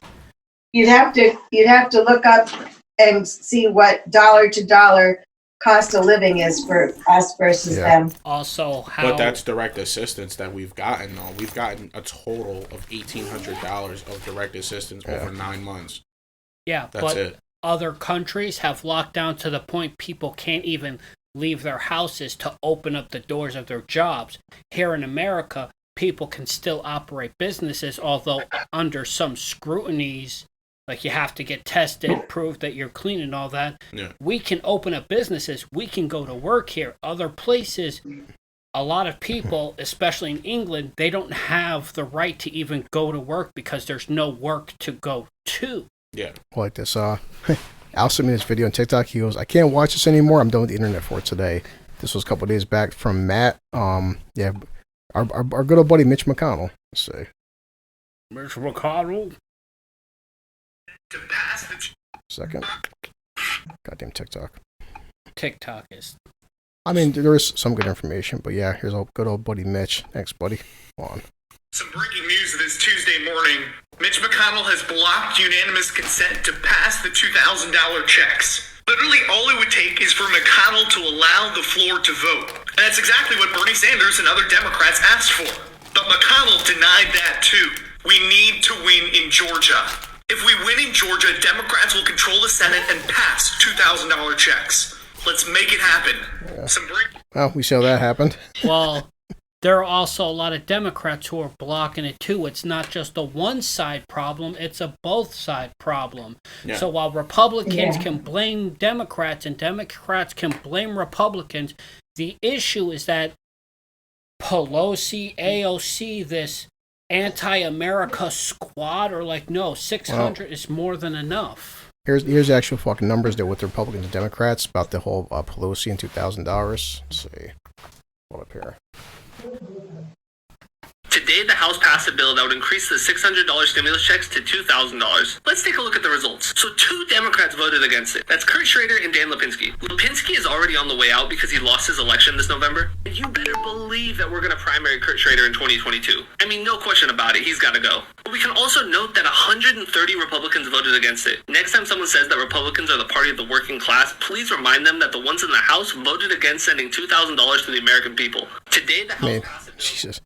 130. The majority of votes, Republicans are like, nope. Well, They don't deserve 2K. someone should please tell that guy as well that Pelosi, his knight in shining armor, also said that $600 on Twitter was enough to save American lives. And that's all we deserved. So, yet again, both Well, now you know the parties- value of an American Yeah. life, $600. Yes, both parties are the problem. And Yeah. like Steven Crowder said, when Trump is gone, hopefully this opens people's eyes for a third, if not fourth, political party to represent the people. Because it's stupid that all we can choose is Democrats and Republicans, and at best we choose the lesser of two evils who we think. Think is the key word here, people. Not know, think. Has our best interests in mind. That's all we do when we elect mayors, governors, people in the Senate, people in Congress, a president. We nominate someone we think have our best interest in mind. Not somebody who will, but we think. So, this is weird. I thought like COVID was more under lockdown across the globe, but apparently it's starting to slowly spike back up. But now, this says Japan considers new COVID emergency declaration after spiking cases. Well, their numbers compared to us are still pretty low, though. But they're saying, let's see. Tokyo raised its COVID-19 alert level to its highest measure on December 17th. New infections in the capital increased to a record 1,300 on December 31st. So again, a nationwide record was set on December 31st with 4,000 cases, which, I mean, maybe for them it's high, but 4,500 cases, I mean, we get that in New York on a daily fucking basis. Back to what you were saying, Elliot, about Pelosi saying, 600. I said this earlier in the podcast, just today, that, when Pelosi sits there and says $600 is significant, but $1,200 wasn't enough back in April. And when people say, well, what about unemployment? And I'm like, that doesn't help the people that's working. I said this before, that everything is going up. And people are going to work for the same exact wages, and everything is just skyrocketing in price out of nowhere. the economic Yeah, recession food is is hitting us expensive. even harder than the last recession did. Yeah. Way harder. It's like, again, I said this earlier too. My mother got 11 bags of groceries and spent $300. Got some of the same things with half the bags of groceries and spent $300. Like we're looking away from these are the issues. I'm like, these people that are sitting in Congress right now, especially the majority of the people that's been in Congress for 35, 40, 45 years. Now, President-elect has been in Congress for 42 years. I thought it was 47. I think Mitch McConnell was 47. I think Biden No, was 42. Biden's, I believe, 47. Biden's 47. Biden's 47. Okay, so I Yeah. know it was one of the two. But still, I mean, almost 50 years in politics. 50 years in politics. And what have you done? What have you even said that benefit we Made the himself people? rich. Again, that's why I look at the Constitution as not we the people, but we the more fortunate. Because at the end of the day, if you have money, that's where you have the power. It's like Steven Crowder was sitting there arguing about, arguing with people about, male privilege and rape culture and stuff like that, and about how those things don't exist. I'm like, if you have money, it exists. If you have money. Because look at Brock Turner. R. Kelly. 2 witnesses, 2 eyewitness statements saying Brock Turner raped a girl. He was placed under citizen's arrest. He went to an Ivy League school. Got a reduced sentence because they were concerned about his future. Yeah. Well, look at Hollywood. And he appealed to not be registered as a sex offender. I don't even know if he won that. I didn't even look at the details because that pissed me off alone. Like I really just stopped reading that because that pissed me off. But his parents had money, and he went to an Ivy League school. So money has power. Money, yes, it does. It's money over justice. Like that's just what it comes down to. The want for money will literally do it. People want more. Guess what? Someone does something illegal, they start throwing money your way. You're gonna look the other way. I don't think money itself is the root of all evil, but the greed for money is. Yeah. Because what will you do for more money? And we've constantly seen Hollywood is a great example.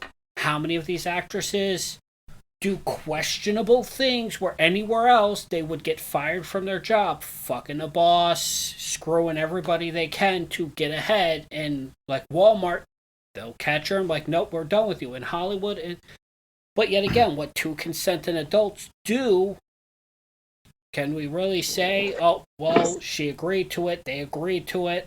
It gets stodgy, but Hollywood's just...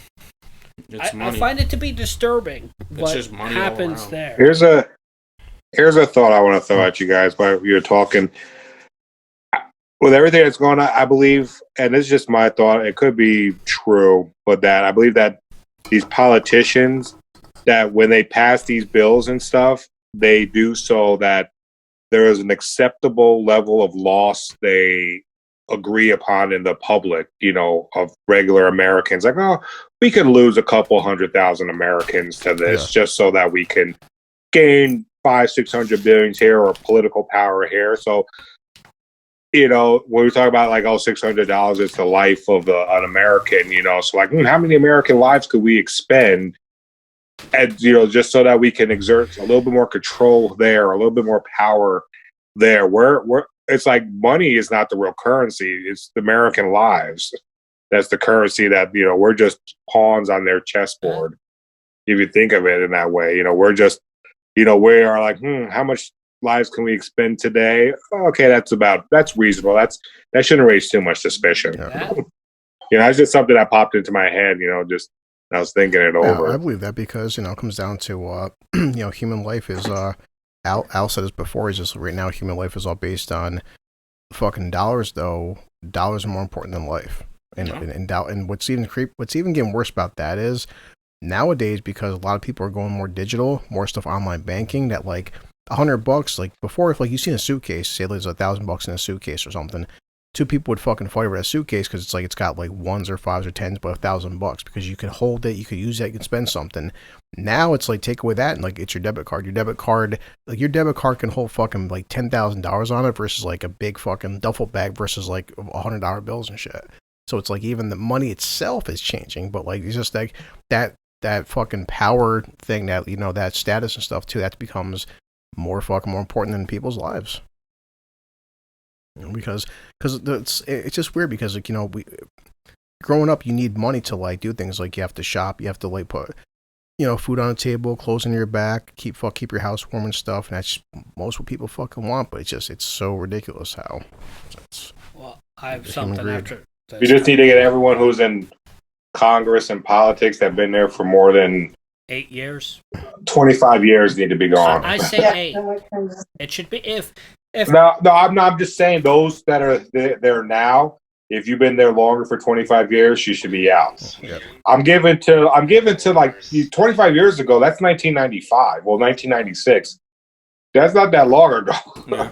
No, you're right. I agree with that statement 100%. Well, this popped up on Instagram about probably like an hour before you guys got here, and I don't follow a lot of people on Instagram, but I love Sarah Silverman. I think she's fucking hilarious, and she's pretty cute. But it's only a 2-minute full clip, but it popped up on. She's been doing a podcast too during COVID.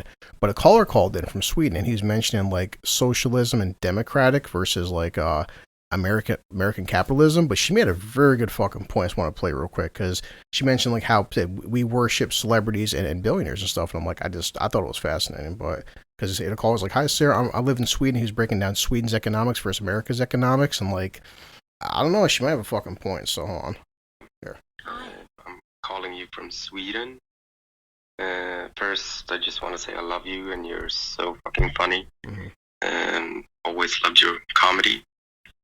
But the thing is, here in Sweden, we have democratic socialism as our main ideology in politics, and we have had that for quite a while.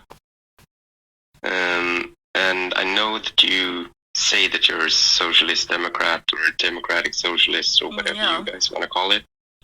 But at the same time, you're also like making ads for a lot of stuff in your podcast, which to me is sort of a capitalist phenomenon. That's a good question/comment. Sweden isn't Volvo from Sweden and Saab? Like, sell me. Why don't you just send me a free car? I mean, there is capitalism in Sweden. Am I wrong? I mean, you sell things, you make things, and you sell things. I don't think it's all like only from a federal level. I mean, certainly like Sweden, their country is democratic socialist, so that's their ideology as a whole. Our country is capitalist. Our country is wealth addiction. It's worshiping the wealthy, no matter how that money was accrued. Did I use that word right? How do you even spell it? ACRUED? What does it mean? I don't know. I must have taken the Limitless pill, and somewhere in my brain I learned that word. Yeah, we worship money here over everything else. But for me, as a democratic socialist, what it means to me is that ideally there is a baseline thrivable living, provided federally, that everyone is guaranteed medical care, health care, medicine, access to all those things, access to quality education at a baseline level. And everything beyond that is up to you. This American ingenuity would still exist without children being hungry in our country. So that's how I look at it. I mean, certainly we could live in a country where everyone has health care and education and also can shill Hello Tushy bidets. And then you moved right. Yeah, but healthcare isn't. See, people just want more and more because I disagree with that. She said that we are addicted to fucking wealth, and we idolize people that are just, no matter how they got there, billionaires and trillionaires, we worship them, no matter how they got their fucking money. But she's a celebrity and people worship her, so it's kind of contradictory. Yeah. I mean, she still says she... Well, sometimes you have to get to a position of power so that your ideas will be listened to. If she wasn't a celebrity, she would just have been another person rambling. No, just another conspiracy theorist. If she wasn't in that position in the beginning. Well, see that, but I noticed, but a lot of people like her who talk about socialism, a lot of people are against socialism, saying this. The biggest, I think, pushback I've seen, and I've seen Crowder talk about that, is like they feel like it's free handouts and people getting stuff for free all day, and I'm like, it's, from what I'm gathering, people like her, Jim Carrey, people talking about socialism, it's like not that they want handouts, is that at a federal level, you should be paying your employees a fucking livable wage. Your every single person in this country should have access to healthcare and fucking food, and they don't. That's the reality we've talked about in this fucking podcast. There's literally children and people that are dying because they can't afford insulin or they can't afford EpiPens for their fucking kids. Other countries aren't having those issues. Considering where the acceptable loss by our politicians. Yeah. So it's like, yeah, definitely. I mean, but in Sarah, like she was just saying, like, because she's like, population control. You don't want the American population to get too big. So, well, the point I felt like she was making was just like, she's like, even if we had a socialism economy and mindset, we would still have ingenuity. We'd still have rich people, but say we wouldn't have like so many fucking kids without food, without education that we do right now. Because capitalism is just like all these fucking kids out there, they're worshiping people that are billionaires. How do you become a billionaire? It doesn't really matter if you become a billionaire. How do you become a billionaire? Well, he fucked over this many people. Like we mentioned before. It's I think even with Bill Gates, like I didn't watch all his documentaries, but I know for a fact, fucking Microsoft, he made that shit a pure monopoly, and he fucked over like thousands of people to get to Bill Gates status. So it's like, he's the fucking second richest person on the planet, but also how many people fucking are now starving or people lives have you destroyed to become the second richest person on the planet. So, but also how many people lives have you bettered with the PC? I don't know. So why is this only okay, he gets billions of dollars to make PCs, but he doesn't distribute it to anyone. Okay, but he makes billions of dollars to maintain a company that almost every product has some sort of chip or interface or user interface that he's created that has practically changed the face of the world in the past 30 years. Isn't that his way of contributing to society? Yeah, it's good. It's a good moral question. Here's another question. This has been... He's not giving us food, but he's giving us more advanced technology to better ourselves. Well, I mean, it's a paradox in everything you look at. All these people that are all these billionaires, like Amazon, look at the convenience it's offering. Look at what it's doing. The dude's a trillionaire, but how often do you have to go to the mall besides just for the experience? This year Amazon's probably been a huge saver to a lot of people who maybe couldn't go to a mall or something. That's why he became a trillionaire. He's making trillions of dollars. He's probably shit out a lot of people, but he's also helping billions of people around the world. So it's like it all depends on the lens, it all depends on the lens in which you look. I can provide a lens for every single person, everything, but it all depends on how you view it. I mean, do I have to agree with some of their things? No, I don't. But I mean, they made billions and they're rich, but look at what they're contributing to society. Overall, so what you said, Carlton, acceptable loss. Acceptable losses. You had it the nail right there. You nailed it right there when you said acceptable loss. Yep, non-essential personnel. It's funny too. When I'm reading the book, based on the show on The Expanse is based on it on Sci-Fi, and in the future there's 20 billion people living on Earth. Wow. And what they have is they have to test to get into schools to get jobs. If you don't test to get into schools, you're basically on what's called basic. All you get is water, food, living, and medical. That's it, basic. And you have to test to get out of basic for yourself. If you want to go be a military, to be police, to get a job, you have to, because there's so many people, there's not enough jobs. So you basically, it's like, oh, I have to be tested and I got to get a certain score just so I can now take this position as a coffee barista, and then you're under evaluation. Jeez. And it's interesting too. It's like, 20 billion people on earth, and they all got the basic, they got rent, they got medicine, they got food for them all. I mean, there's some corruption, but I'm just saying the basic of what they're going over. But I'm just like, and these basically people are like, oh, they don't want to do nothing. But those who are born into basic, they have to basically show that they want to be a part of society. They want to contribute. If you don't want to contribute, you stay on basic. Makes sense. You get the minimum to survive. Yeah. I mean, non-essential personnel. If you're not going to contribute to the overall operations of Earth, why should you? I agree. I think that's been my issue. That's the basic concept I'm getting at. Well, we deal with that like before we start recording. Like Elliot was mentioning the stuff that shit your sister and her fucking gay whatever kind of wife was talking about. Like they think they're getting like 10 grand from Trump or something with the $2,000 package, and they're gonna get like $1,500 per kid and blah blah. But they want all these handouts. It's like, what have you done to even try to earn that? Exactly. So it's like that's even fucking from episode 1 of this podcast was just that I am totally against people who just want to sit home all day and collect fucking handouts and add nothing to society.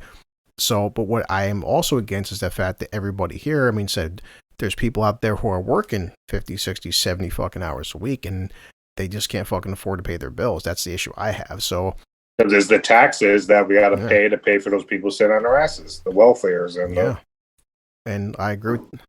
We could see, like when we lived in Vermont, we could see how much of our taxes was going to, assisted living. Vermont, if you're on assisted living, they give you a car. Yeah. You get a car in Vermont, and it's like, and in New Hampshire, there's none of that assisted living. People just to, get our son on disability coverage, it's like files, like mountains of paperwork just to go through. They want to make sure that, so I think it's based on state to state. It is. For the most part, but it's like, I agree.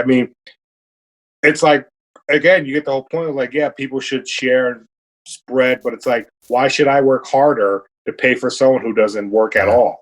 So why would I want to succeed more if more of my money is going to go away? So it's, again, another one of those paradoxes where she's saying, oh, there'll still be industry.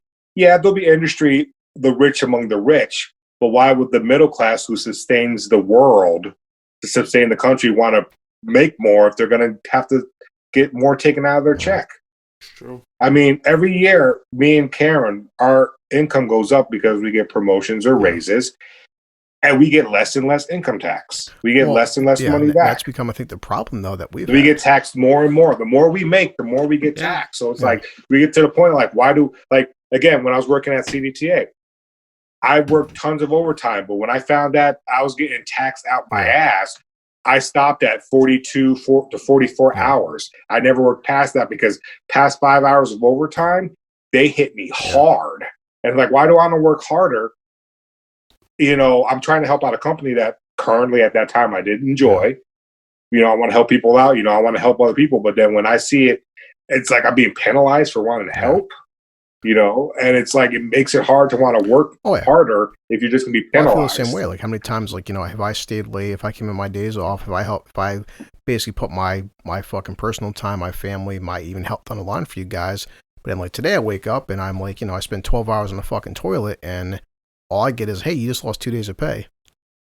It's like, you'd think, like, in terms of like sick time, well, you called in once or twice or 3 times this quarter. I'm like, okay. Then I also worked like 9 of my days off in a fucking row where I worked the past 12 holidays. So it's like, I'm sorry if like I woke up with like massive diarrhea or consistent vomiting and stuff. You think you kind of throw me a bone considering fucking like, my thing one time is I woke up and I just was down in Pepto-Bismol and puking my fucking brains out. You think you can kind of help me out a little bit since considering I give you guys everything? No, too bad. You're not getting paid today. Oh, see, and this is the thing between the liberals and conservatives and socialists and capitalists.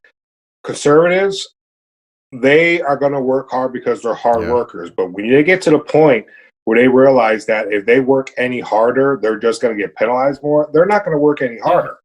Then all these liberals who want this, free that, equal everything, they're the ones that are gonna be like, well, we thought it would work. No one wants to work harder if they're basically you're telling them, here's your cap. Well, who's gonna work past that cap? That's also been the fucking problem we've had. Like all these news articles we've been going over the past 6 months is like, thing is, when you work harder, you should be receiving more. But the thing is, the people like us that are work harder, we're the ones getting fucking higher taxed. These billionaires, they're not getting taxed, and we are. So it's like that's the imbalance I see right now. So it's like, that's a huge imbalance. But it's like there has to just be alternative solutions that could benefit everyone without the working class people who basically sustain the country be penalized for their hard work, allowing them to grow and to maybe reach that millionaire status with their own small business. But without penalizing them, but still a solution. I mean, I don't have the answers, but I'm saying just evenly dispersing people's money. That's not going to work. I think we just need to make more programs, make more opportunities, but allow people to grow. Well, so far, because I'm going to tell you, and before I let you go, I'm going to tell you, I want to keep growing and just to see what my potential is. I went to college, but if I know that, if I get this position, you're going to be taxed 60% of your pay, I'm going to be like, no, I'm going to stay here. And why do I want to work harder just to technically make the same, or make less? It's like, it's not about money. I do want to test myself, but at the same time, if I'm improving myself, only to be told that now I have to be penalized more for my accomplishments, where's the motivation? Where's the incentive? Yeah. I'll help people out in other ways. I think that's the fucking problem that we're seeing is just like your motivation gets quelled down by the fact that, like, as you keep making more, you keep getting fucking taxed more. But this is the fucking problem. It's like if you and Karen, if I, Junior, Elliot today went into our bank accounts, if we gave away 90% of our bank accounts, we'd be fucked. If Bill Gates or Jeff Bezos gave away, not even that, that's what I'm saying, 90%, like maybe 20 or 30%, depending on your bank for account. argument's fucking sake, let anybody here give away half their bank account tomorrow, you'd be screwed. Let these billionaires give away half their fucking money, you're still worth $600 million, bro.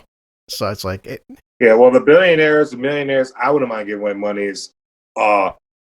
Artists, basketball, sports players, they can give it away. Big tech, like I said, they contribute in another way. See, this is the fucking problem. See, the problem, because you're like, what would the solution be? The solution would be just this fucking episode of our freaking podcast. Why is it small businesses, people that are like, I keep seeing, I have a restaurant, I have like 20 employees and stuff, and I got like $200,000. Okay. Then why is Kanye West worth $1.3 billion, got a fucking $5 million payout? That's just inconsistency in the government. That has nothing to do with. Sometimes these decisions have to be made on a personal level. That's what I'm saying, but that's a fixed solution. And everyone has to contribute. Again, America is a country of individuals, and the government is keeping us split. Yeah. And while we're split, we're trying to survive. Each family member, each group of people that are associated, they're trying to survive because who knows what the hell's coming. Yeah. So we're trying to build buffers. We're trying to be safe. We want to help, but we got to make sure that whatever hammer falls, because there's always one thing after another, that we can at least sustain ourselves. And that's if everyone is in survival mode. No one is thinking about anyone else right now. And then we can say, the billionaires should be doing this, but the billionaires, like I said, they didn't become billionaires for nothing. The 7 distinct, similarities to a psychopath. Selfishness. I mean, there's people who are contributing, but it comes down to the individuals. If they want to contribute, but not one billionaire can, cure everyone's ailments. It needs, No, I agree, but the problem I keep seeing is that the billionaires, they're only staying billionaires because they're not doing it by themselves. See, they're getting help. They're getting help from this fucked up government. They're getting help from government, other billionaires, too. Because these corporations, government, they're not giving us the fucking said. They can't give us $2,000. But they can give fucking, like, what was it, a fucking baseball team worth $3.6 billion, a $600 million payout. But yet, mom and pop's still around the corner. Well, then this is where people need to take their hat out of the sand and make something happen, because all we can do is keep talking in circles. Well, that's the problem. On this What's up right now? subject. The $600 versus 2,000. Everybody here would like a check for $2,000. We're getting 600. Well, it's like the Congress already fucking passed this with or without our approval. So it's like there's like literally nothing you can do. I see it as better than nothing. I see it as if people need to start investing their money. I see it as people need to start protecting yourselves and start protecting your own finances. Yeah. Because at the end of the day, what it comes down to is that, you know what, billionaires don't have to give away a dime. Where it starts is the government. Where it starts is us it starts from us coming together to make the change. Now, will that ever happen? And then in the near future, no, because like Carlton said, we're in survival mode. We're only thinking about ourselves. Yeah. And it's true. Go ahead, It's Judy, 100% true. And I agree. There's no, you can't really add anything to that because that's just what it is. But me personally, it's when I started a CD account with a bank, and what I do is that I add money to it after every check, because after, a couple of years, the interest will build up on it. And that's how I can let my money come to me by, Make sure you get it above 3.5%. Say what? Make sure you get that interest above 3.5%. Oh, well, the CD account with the bank that I'm on right now, I'm on a 15-year plan. And after this 5th year, because the first year, the interest is 2.7, and then after that, it's like 5.8. And the interest continuously stacks every year, maxing out at about like 28, 29% interest rate after like the 6th or 7th year. So, and with 15 years, with a 15-year plan, that huge interest percentage is going to be added into my account, and I could turn 1,000 into God knows how much, and I'm paying taxes based on the interest. So I'm pretty much in a sense letting my money come to me. The more that I invest into it, the more money is going to come back to me. And that's, one of the ways that you can protect your finances is by having that small investment of $1,000 into that. Now, of course, if you're living in Albany, New York, and, you're working a very basic full-time job, $1,000 is, kind of difficult to just have to throw away. You're going to miss that $1,000. But at the same time, it's like, somebody like me, I got, 20 games sitting on my PS4, hard drive. I got 6 or 7 games sitting on my Xbox, right now. I'm not in any rush to get the new next-gen systems. I have, I'm going to be moving shortly. I have, enough finances set up. I'm going to be moving shortly to be closer to my job. So I'm probably going to be moving out of Albany eventually, sometime early spring of this year.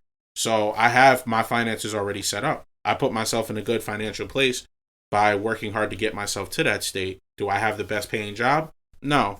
Am I throwing my money away in stupid places? I mean, who doesn't? But at the end of the day, it's, if you're not even trying to protect yourself, you have no room to argue about what's going on.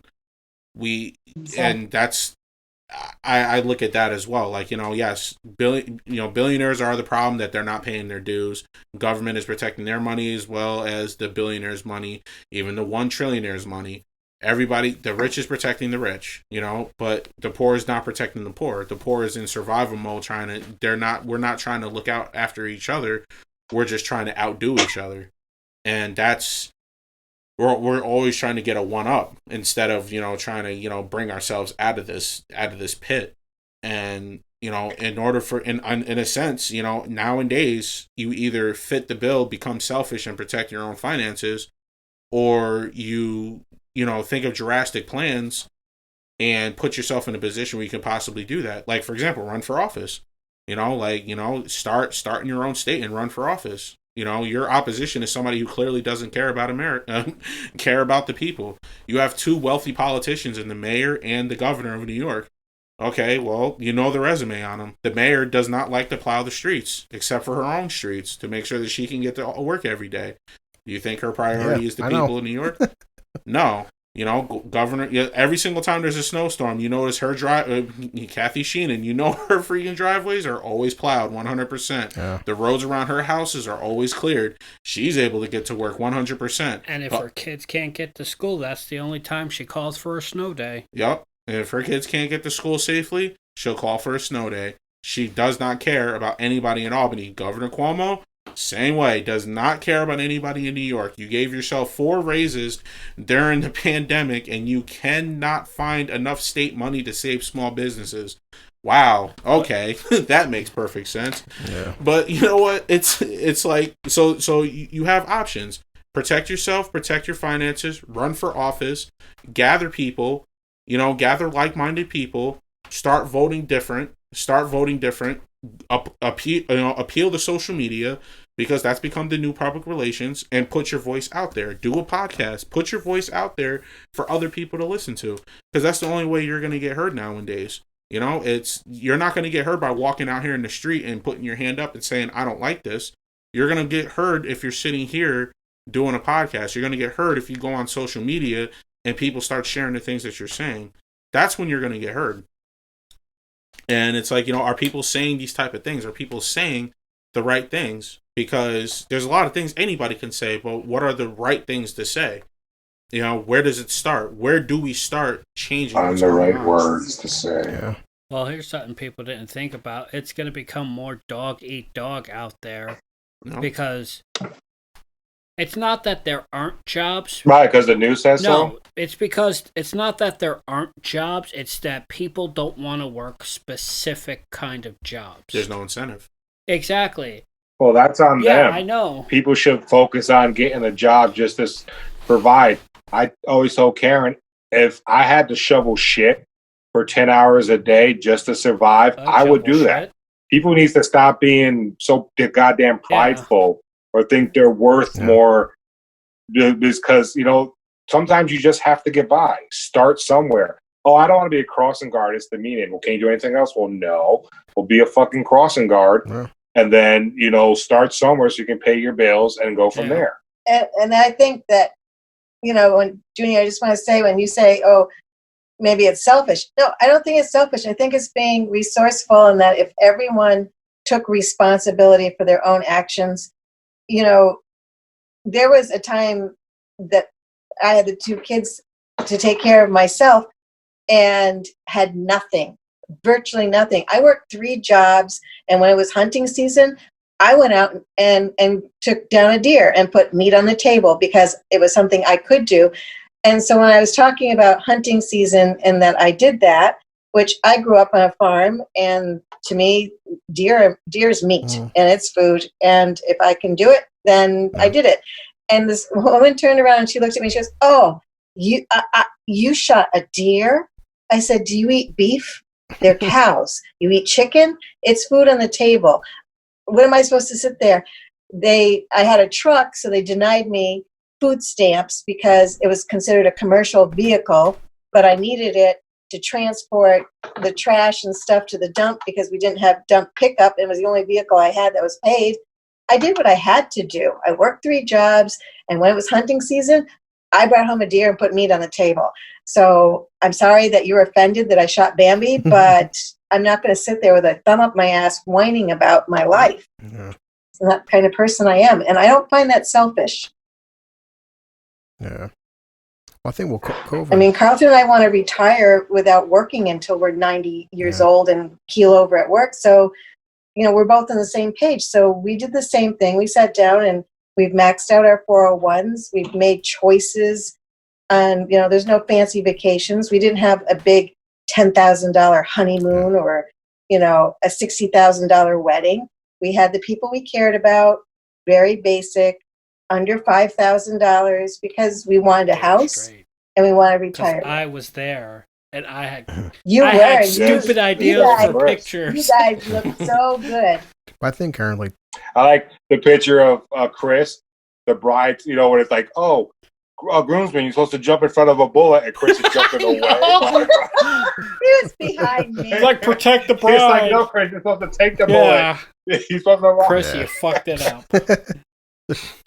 It's just so funny. It's well, that's what sucks though. But I think, Karen, COVID is, even before COVID, but COVID is definitely, but it's put a damper on that shit, because like, why you and Carlton can do that, how many people, like, whether it's teachers or fucking firefighters or just a million. Oh, happy people before that had the chance to get their life in order before this happened. Well, I'm saying, but we just happened to be in a position because we sat down, talked, and we had a long-term plans to save years before COVID happened. So where people weren't in that position when COVID happened, either they just entered the workforce or they're incompetent. Or just I'm not shitting on people.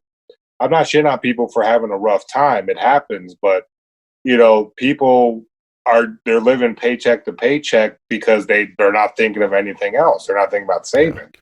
They just want to, as soon as they get a paycheck, like when Christina, every time she got a paycheck, it's like, I remember one time I gave her rent money and she comes home with a Gucci purse. Yeah. I was like, what the hell is that? Did I just give you money to go pay rent? She's like, oh, I got to cover it next week. And that's when I moved out that week. I was like, fuck that. I do my kid's mother. Oh, her? Yeah. God damn. She posts the funniest stuff on Facebook. I don't even know why she added me. I keep forgetting who she is because it's always talks about drinking every night. I'm like, damn, who the hell has money to drink that much? I mean, she knows better than to try to add me. COVID did happen, but I think one thing too is like COVID has also sat people down and opened up a lot of windows to a lot of issues that kind of slowly been under the surface, and now it's just blowing over. Mm-hmm. Like all of these issues are just like, and I think in a way this could be good because people are finally aware of the government, and things could change. I don't think our generation is going to be the ones that change. I think the kids, like, they may be dumb now, but I think the kids that are like 20s, not the Antifa bozos, but I think they're going to see that they can do better, and maybe they'll see something that we didn't, It's hard to say because, I mean, you can call it COVID shit. You can call it when the day comes when the shit hits the fan. You're either going to be prepared of some sort or not. And financial planning books will tell you all the time that you should have a year's worth of your job income pushed away for emergencies. Yeah. And that's been around forever. And I think, and Carlton and I aren't smarter than anybody else. We just both hit zero and had everything taken away from us, and we never wanted to be there again. So to us, we sat down before we even got married and talked about the most important issues to us. Neither one of us never wanted to be without a roof over our heads because we both lost that. I've been out in the streets with 2 kids. It's not great. And I never want that again. He never wants to be bounced around and, living off friends or whatever. So for us, that's a priority. We never, ever will be without a roof on our head, and we'll do what we have to. We don't lie to each other. We don't like cheaters. There's basic stuff to get to where we want to, and you have to be a team and work that way. Now, we're never going to be millionaires, but we want a roof over our heads. We want our kids to come home. The kids are getting moved down to Mississippi in May, and it's breaking my heart, but they have to go for at least a year because if he goes one more year with this company, he'll get fully vested retirement. He'll get his master's paid off, which in education paid off is a lot. And they're giving him $30,000 for moving costs that will make him bill free. Yeah. You can't argue with that. But it's Mississippi. That's like, it's hard because awful. Too many double syllables. Yeah. What's problem companies though in area like me around here? It's like I'm very dissatisfied with my company, but I'm like, where else do I go? It's like that happens. Well, why stay in the area? You stay in the area because you are taking care of your family. You got that. You have. I don't want to use this term, but for lack of a better term, you have weight that's holding you down. That if you didn't have your family, you probably could find a job or somewhere else. Yeah. I'm not saying it's not a bad term. No. People taking care of family is good. I'm not saying it's a bad thing. I'm just saying you're weighing like you're supporting 3 or 4 other people, and in that area with your expertise and your job experience, that's all you got. So you're confined to that area. But if you were more versatile, where you can move to different areas, you can find different jobs. There's nobody out there with the CDL class B making $1 million a year. You know what I mean? It's like they're well, why would you want $1 million? I'm just saying. I'm throwing out. Your goals are too lofty, yeah, Chris. Exactly. Well, I'm saying Well, no. No, you can have it if you got rid of all of that weight, sold the house, and moved. You know, if you moved Started like, as up a to truck here, driver, and then build up to you have your own small depot, and put away every penny you had. and then that you could depot do it. becomes, your own. Next, Edwards and Sons Shipping Corporeum. Whatever. Yeah. No, I think you could do it, but you'd have to make some real hard choices that I think that because you're a very soft-hearted, giving person, would be really hard for you to It's do. like Big Al told me too. We talked about in the past before he worked at his current company in the garage. He said the money he was making being an on the road trucker, but like that's a whole different lifestyle. Like I'm not a person. Like I'm not going to live out of my truck for like 3 to 4 weeks at a time. That's that kind of lifestyle is for only certain people. Like truck. Or those people that go out onto those oil tankers for like 6 months out of the year. It's just but a they point get a that couple so hundred it grand. just even take away my situation. But again, how many teachers, how many just even local people, whether it's a teacher or nurses, like or my sister Jamie's a nurse. She's got different medical certifications. Jamie couldn't take a year off work. She can't financially afford it. It's like That's on the government and the states Where it all paying starts. these essential workers less than essential wages. Yeah. Like I said, that's where They want to help educate for the most part and help heal people. Yeah. Maybe that's their interest, but it's up to the state and the government to help with what these people are making. If they're essential workers, why aren't they being paid essentially? Yeah, really. Like they are. No. They're given the guise of being essential, but they're just another acceptable loss. Or Yeah, she exactly. could change fields. Yeah. She could start as a nurse and become a X-ray technician and go up from there into a higher position. She could go into private sector. She could. Yeah, private sector. There's a lot. I mean, I have 2 degrees in teaching, and thank God I'm not doing that now. I make more grooming dogs than being a what sucks teacher. about that. But how many teachers love teaching? They love being around kids. They love shaping young fucking minds. They love shaping generations. And it's like, okay, well, your solution is to live a good life as a teacher, quit and just go do something. Go start an OnlyFans account. So they should go talk to their unions because the unions are worthless. Yeah, well, I love teaching, but I love putting a roof over my children's head more, and I don't have the time And for teachers it. I'll are just do what I need essential. to. They guide people to the future, like college professors and all. Like college professors make good teachers. Good teachers are essential. Good teachers are essential. Yeah. But a lot of there's good those teachers, people that get in there.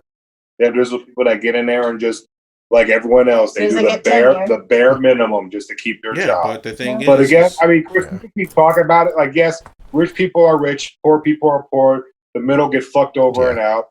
We all know that. But it comes down to personal responsibility, personal actions, and finding like minds to help make changes. If we could talk about this in 1,000 different ways, 1,000 different scenarios, but they're making that because either they made those choices, or they're not looking for other choices, or they're not reaching out to other people in similar situations and demanding more. If people are just going to do their job and put their head down, I mean, can you blame them for being paid $15 an hour if they just go to work and put their head down? That's true.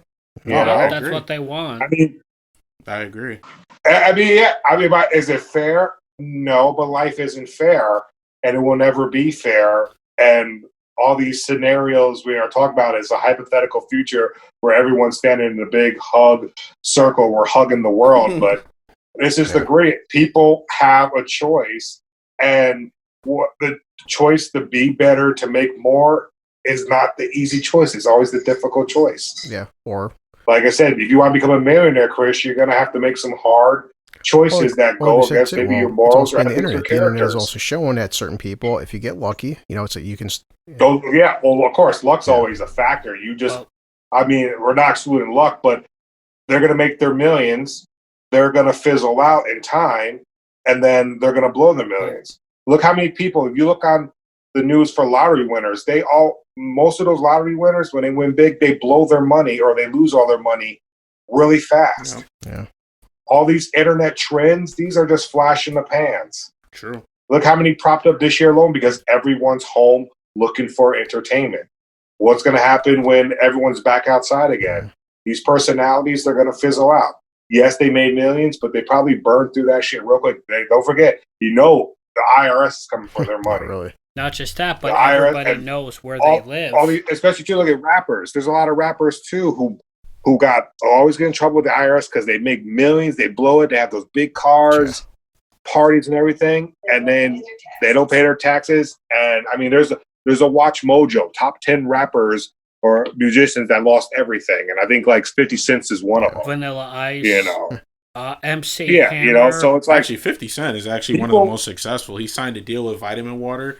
Well, yeah. it might have been DMX. I think it was DMX It might have been probably talking DMX or about. 50 Cent. I No, forgot at one who point, it 50 was. Cent was actually going under his rap career. Yeah. The Vitamin Water saved him, I think. Yeah. Because But his rap Oh, career okay. went under. But it's on Watch Mojo. But it's like, but as I'm saying, it's like a lot of these people are going to make millions and they're going to lose millions just as fast as they, you know, this the 15 minutes of fame. You know, you want that generational wealth. You want that wealth that will sustain not only you, you know, to make, but your kids and your kids' kids.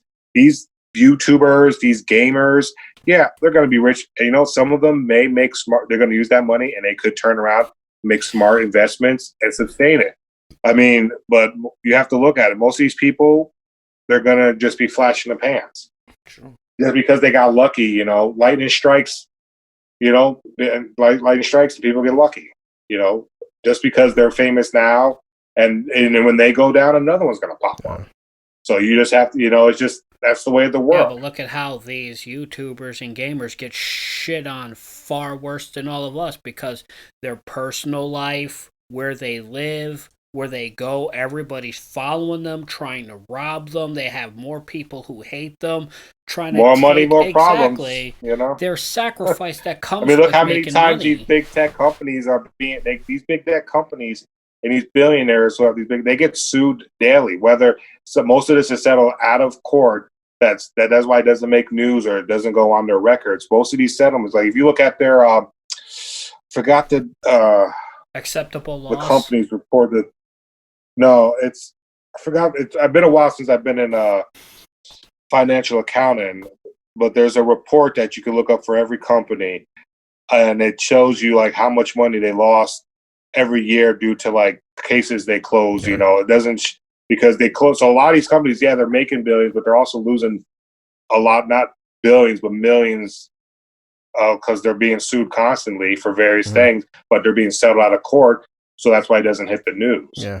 So the more money, you know, so it's like you can't. I mean, other people are making stuff, but I can't focus on what other people are doing. I got to focus on what I need to do. And that's what people aren't. You know, I see these people. I see these people. I'm like, yeah, that's good for them. Oh, they got lucky. And do I get a little envious? Of course, we're human.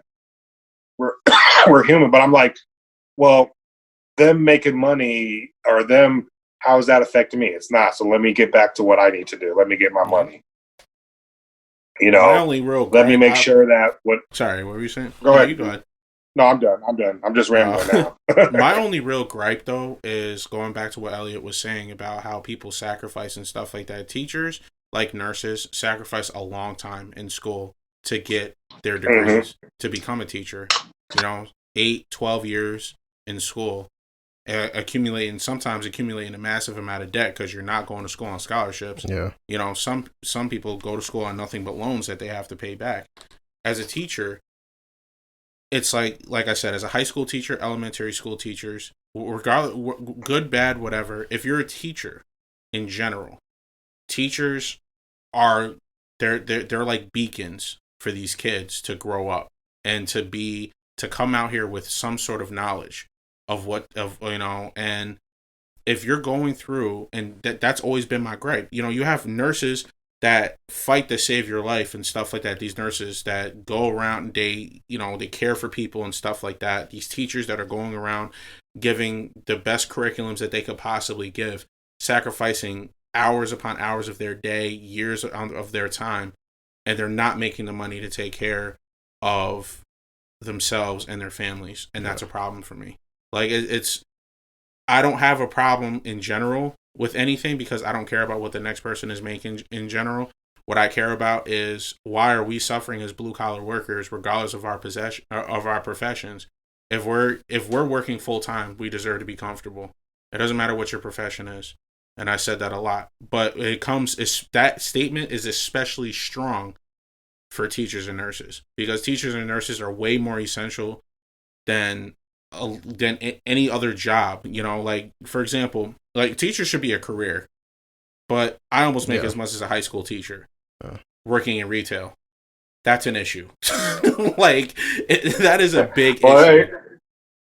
Yeah, it is a dream, because it all depends. Again, it depends on the country, because, you know, that could be rectified here. But, like, for example, Josh was in China, and when they shut the school systems is run by the Chinese government, and when they shut down, he was still being paid, you know, because when they shut down the system, because he got paid through the government. They manage the school system. Where here, it's usually a state by state or county by county type deal, and, you know, it all comes down to just our government. No, you're 100% right. That's what I've been saying from day one. From day one that we've been having this discussion when it comes to everything with COVID, I've always looked at the government first. I've always looked at where they stand with us first. I've always looked in that direction. I've never looked in any other direction. I've always looked in where the government stands with us, and the government does not stand with us at all, 100%. No. They only stand with making the rich more rich. They don't care about the essentials that drive America. They don't care. Like, and it's evident. The actions are clear. Yeah. And they're not the only problems. The corporations and the governments are not the only problems. We are just as much of the problem. And I'm gonna point the fingers at. I'm gonna point all 10 fingers in every possible direction, because there's multiple issues and there's multiple people to point at, and it's not just a set amount of people. Like, yes, they're doing a great job of dividing us, but at the same time, it's like, you know, it's like you say, it's like we're a country of sheeple. We're ignorant and we're very biased with our feelings.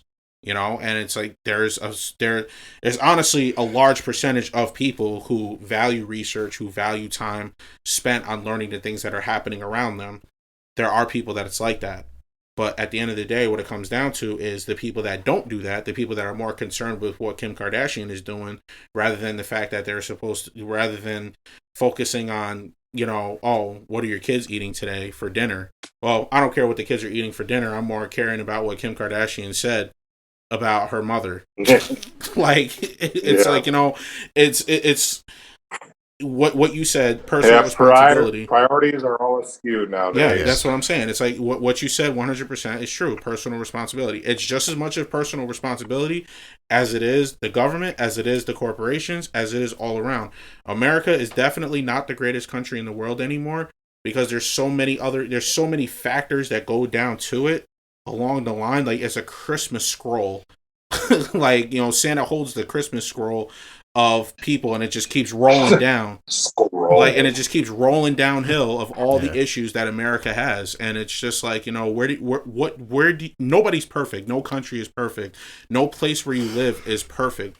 And the only way you're going to be able to see those issues is if you're living through those issues. As like, you can physically see those issues. If you do research and you know that those are those issues, you're not going to be able to see that, you know, unless you do something like that. You know, what you guys have done and what you guys have accomplished, nobody can ever take away from you. You know, all the money that you invested, the money that, you know, the place where you live, which is a beautiful house, by the way. What you have done with your life, nobody can ever take that away from you, because personally, and not even just personally, but what you physically shown is the fruits of that labor. What you have done to get to the place where you are, it's evident, it's clear, and it's there. You know, the sacrifice that you have has been worth it. And what I'm saying is the sacrifice that these teachers and these nurses made should also be worth it. Yeah. And it's not. And they're even more. They're so essential to us, to our well-being, and to our education. That's where it is. We got lucky though. When COVID happened, though, you and Karen got to adjust. Though, how many people out there when COVID happened, they couldn't adjust? You know, man. Well, that's just the way of the world. Unfortunately, some people are just able to adjust, are better positioned than other people are. Everyone cannot be on equal footing. That's true. I'm not saying that's mean. It's unfortunate, but you know, we could have easily have been on the other side of that coin too. It's just the way of the world. And, again, it's unfortunate for people who couldn't adjust, who couldn't be prepared. We just knew that we weren't even prepared for COVID. We just knew that we never wanted to be in a situation we were previously. We hit zero. We hit ground zero. And we wanted to make sure we build up with a strong ass foundation. Other people hit ground zero and they stay there. Other people hit it, but they don't build up quite as fast. Or they have obstacles. There's just so many variations, trillions of variations. We just happen to be in a position, and a lot of people weren't. And we just but we were already prepared for 2 or 3 years. That's all. I mean, it's unfortunate for them. Again, I'm repeating myself, but that's just life isn't fair. Life cannot be fair. If life, and it reminds me of one quote. It's like, if life is hard for everyone, if life is unfair to everyone, doesn't it make it fair? Yeah. I got a question for you. Have any of you ever watched the show Life or Debt that was on Spike TV? No. It's pretty much about a financial assistant who was telling people you're only one bad payday away from going under. I watched that, and that's when I started actually saving enough money for at least 6 months in case I lost my job. I would be able to pay essential bills. And ever since I watched that show and started making better choices, I was ready. And this was like 2014. No. So like when this hit, I was ready. It just comes down to just, again, people that are in good position, their luck can change the next day or vice versa. Again, it's unfortunate, but I'm not the government. I can't worry about everyone else when I have to worry about my own family. Oh, I'm not in the best position. I would say content. I could do more if I wanted more. I don't right now. In an ideal world, everyone would have been, buttoned up for this blizzard of COVID and ready to go out and, but it's just, this is our world, it's just how it is. It's adapt or hard. perish. Life isn't easy. No, of course not. And this is going to show people, what they're made of. Can they stand up to this? Can they become better, or will they crumble under the pressure? Yeah. Stay tuned. It's the facts of life. Right. Because I don't make top dollar either. And I think I'm in the best financial position that I've been in the past 8 or 9 years. Exactly. It doesn't matter how much you're making, but if you feel like financially you're secured, whether you're making $10 an hour or $50 an hour, if you feel secured through all this, then you're in a good position. Right. And there's probably millions of people out there, but there's also another millions of people out there doing just as good. There's states that haven't even closed down for COVID that are still functional. That's true. That is out there. We're only hearing Seattle's, New York's, Chicago, California. We're only hearing these from these maybe 10 big states. From the controversial states. There's a lot of states out there that are laughing, are doing just fine. Yeah, their people are. Again, I forgot which state was Wisconsin or North Dakota, somewhere out there in the Rocky Mountain range where they never closed down the first time. Wisconsin. Colorado. I thought it was Wisconsin. Colorado. They never closed down. They took precautions. Everyone stayed open. They didn't even accept the stimulus package help when it came. They turned it down. Boss. So I'm just saying, it's look at the leaders. Yeah. Well, yeah, we're focusing on people who are finishing last, and it's stupid because all you're doing is making everyone feel like nothing we do is ever good enough. And when you bring people into that funk, it's hard to lift people up. But I say the only place people can go is up if they want to. If not, then you know what? Stay in the shit. That's your choice. Just don't drag me into it with you and don't splash it on my goddamn shoes. You can reach out a hand to the people in this shit. And if they can take it and want to help better themselves as you pull them out, that's good. But if they want you to lift them out of that shit, then hope you drown in it. Yeah. Or if they try to pull you into I cannot help people who can't help themselves. Bottom line. That saying. I cannot help people who can't help themselves. Because they're just going to pull you under with them. You're going to smell like shit too. It's a crazy world, you know. It's a crazy world. We just got to do the best we can with the time we got. Focus on yourself, not on what needs to change, but focus on yourself and make sure that you're focus on what's important to you. What's definitely important to me is it's not necessarily yourself, but focus on the important things in your life. So what's important? That could be yourself. That could be family. But I find what's important to me as a worker and also a citizen is when you constantly your government fucking you over. I can't stop it. At least I can have an opinion about it. You know. Of course, yeah. Share your opinions. Go ahead. What the podcast is for. Share your opinions. You know, I mean, because you know, we'll always be here to listen to other people's opinions. I mean, there's no stopping that. Share your opinions. I mean, I felt like back in March when I started actually paying attention to politics, I opened up Pandora's box, and I wish I could shut that down. Isn't that the truth? I mean, I never voted. I never watched the news except for when I was in the military because that's all that was on. But I just stayed away from politics. I just focused on, and now it's like I opened Pandora's box. I started watching all these YouTubers, reading all these articles, and I'm like, now I just want to shut it, and it just won't. I want to put all that shit. I want to go back to my ignorant bliss, but it's just like no. That's also the point. I've been when we were younger, and even 5 years ago. Just we've seen the slowly, this fucking slow decline of just how things are getting worse and worse and worse instead of getting better. But is it a slow decline, or is our advancements in technology making it more visible? It's probably both. No, because if you look. Because if you look at all the previous eras, each decade had their world of shit. The 80s was AIDS, and there was a recession in the 80s. There was the Vietnam, which war was the Korean War in the 60s. Yeah, Vietnam. And each era, if you look, every 10 years, every decade, there was something that was just so shitty. Yeah, there was also, it's just. Yeah, I mean, of course, there's both. I mean, with the 80s, that turned around, that gave us the surge of technology, all the video cameras and stuff, too. So, I mean, everyone may think, oh, it was better back in my day, or maybe it was a different time, or we just have that nostalgia block type deal. Like but my dad. I just think that the more technology allows us to see the world, and the smaller the world gets, the more we just see what's distance has been covering up. Well, I think the past year has gotten, but it's really it's fucking put a light on just how bad things have gotten, though, because this, and we've said it, this thing isn't as bad as, it hasn't killed 1 billion people. So it's like, if we're doing this bad right now for COVID, eventually it's going to happen where it's like, what about, hopefully not in our lifetimes, what about when the fucking next super bug comes along that does kill 1 billion people? How is America going to react to that? How is our economy going to react to that when we get some kind of fucking thing that's killing 9 out of 10 people? Well, hopefully it won't get the same response. Well, if it killed 1 billion...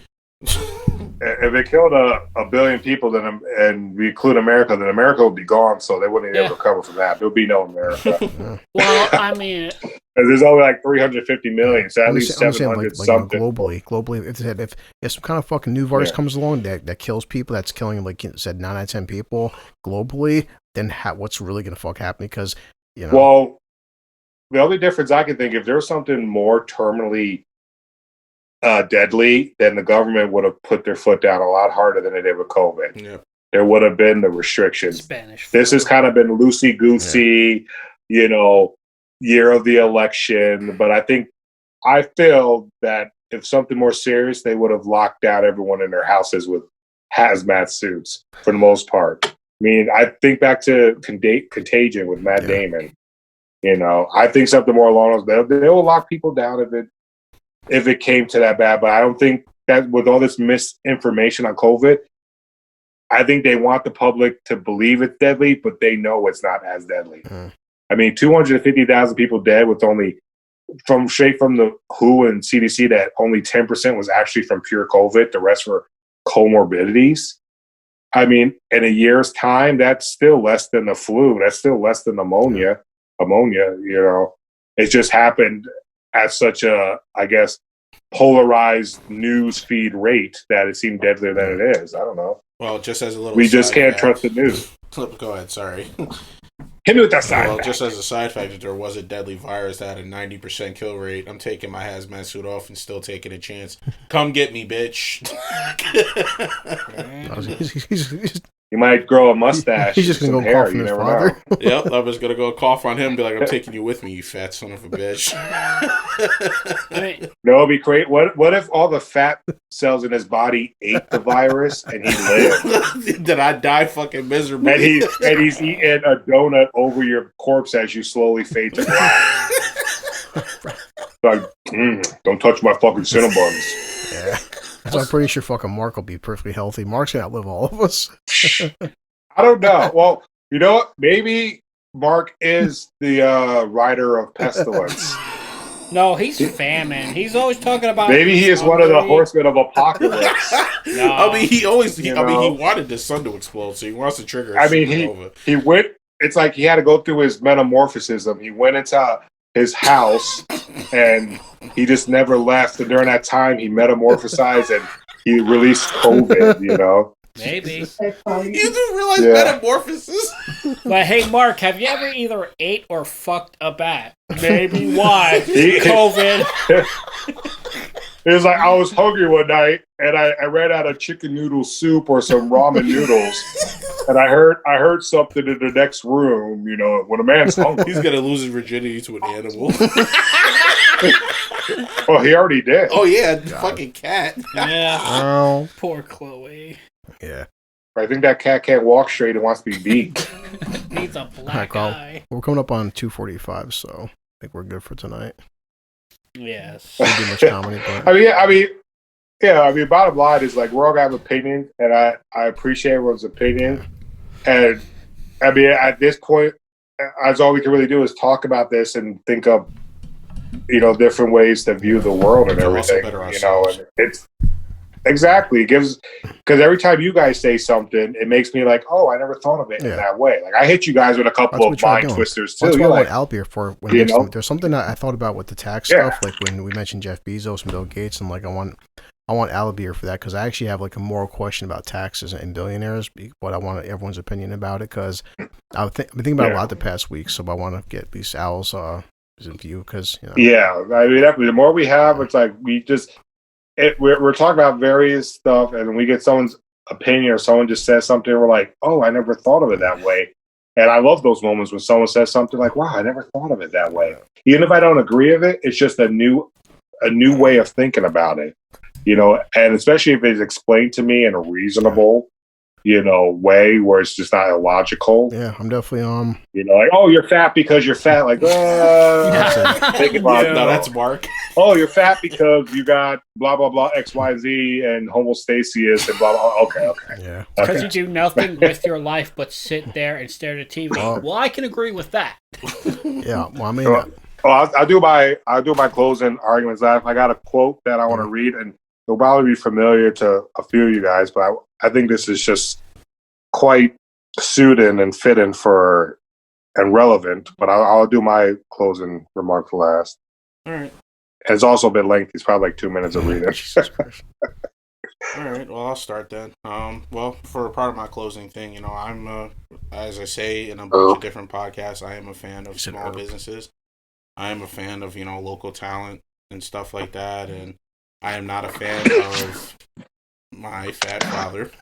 So, it's.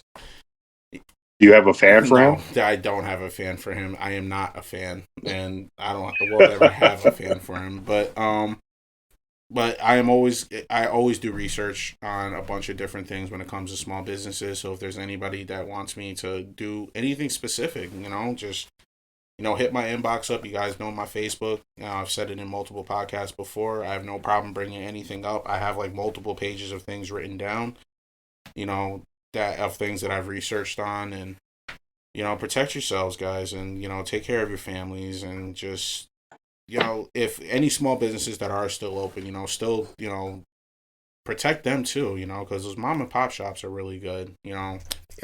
and just stay true to yourselves and invest. Definitely invest. Even if it's the smallest amount of money, invest. That's it for me. Yeah. Okay, I think Elliot.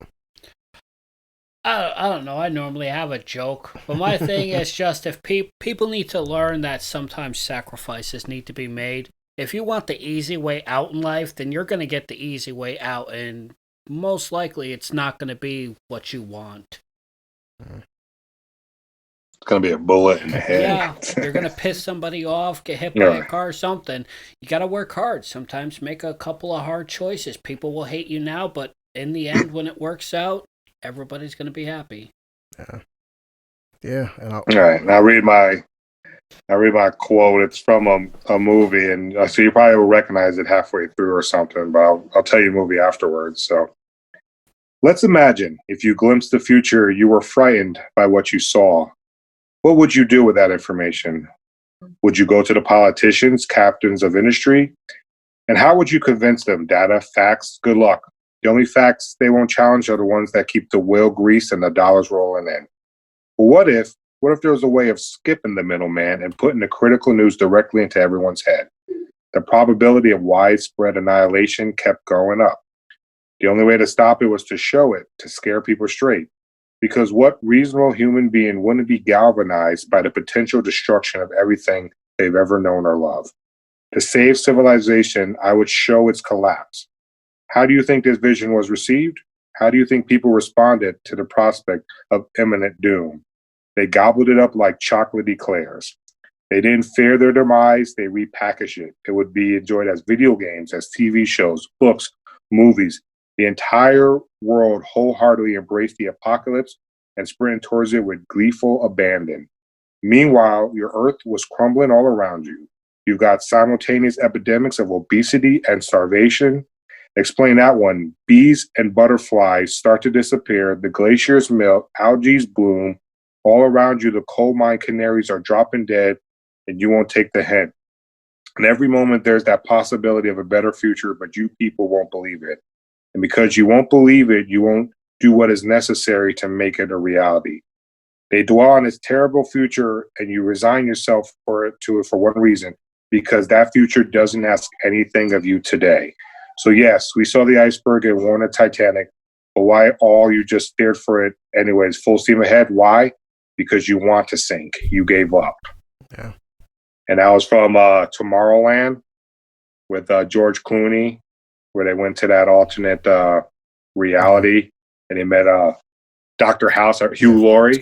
He gave that speech. Let's talk about that. Tomorrowland, good fucking movie. Very underrated. A lot of people didn't like it. Yeah, that speech. While I was watching that speech, I was like, I watched it actually. The garage one still there with Al, and he goes, "Dude, you ever watch Tomorrowland?" I'm like, I finally watched it. He goes, that's a good fucking movie. It really is, and it's I'll like have to check it out. Yeah, it's got like a lot of deep messages. It was based on a book, and a lot of people didn't like it, but said it's whenever the strong messages, people don't want to hear that shit. So, well, usually the books are better than the movies, and especially with Disney. So maybe the book was good, and people didn't like the movie. Yeah, that's why you don't hear people banning books, because so. It's too hard to read, but I'm all set. As always, happy 2021. Fuck, just as usual, don't want people's money, don't need it. Sorry, this wasn't as comedic as sometimes, but sometimes you can't make 3 hours of dick jokes. So try to make next time more fun. Or man-cat jokes. Really. It just said that it comes on and said all thing I found in the fucking news, because now it's 2021 is just stimulus, and more billionaires, more corruptness. Not like a lot of comedy going on, because it's like, even now at the dawn of a new fucking new year, it's not most people aren't laughing about shit because everybody's too fucking broke. Like, hey guys, cool. I said I'm $6,000 in debt and I got $600. Well, fuck, my debts are all gone away now. Like, no, people are still like, just thanks. So, try to find some funny shit this week to laugh about next time. But I'll make up some jokes. Yeah, really. But as always, I say fucking stay safe, and just watch your fucking money and give it to people who deserve it, not assholes on the internet who don't deserve it. So, good.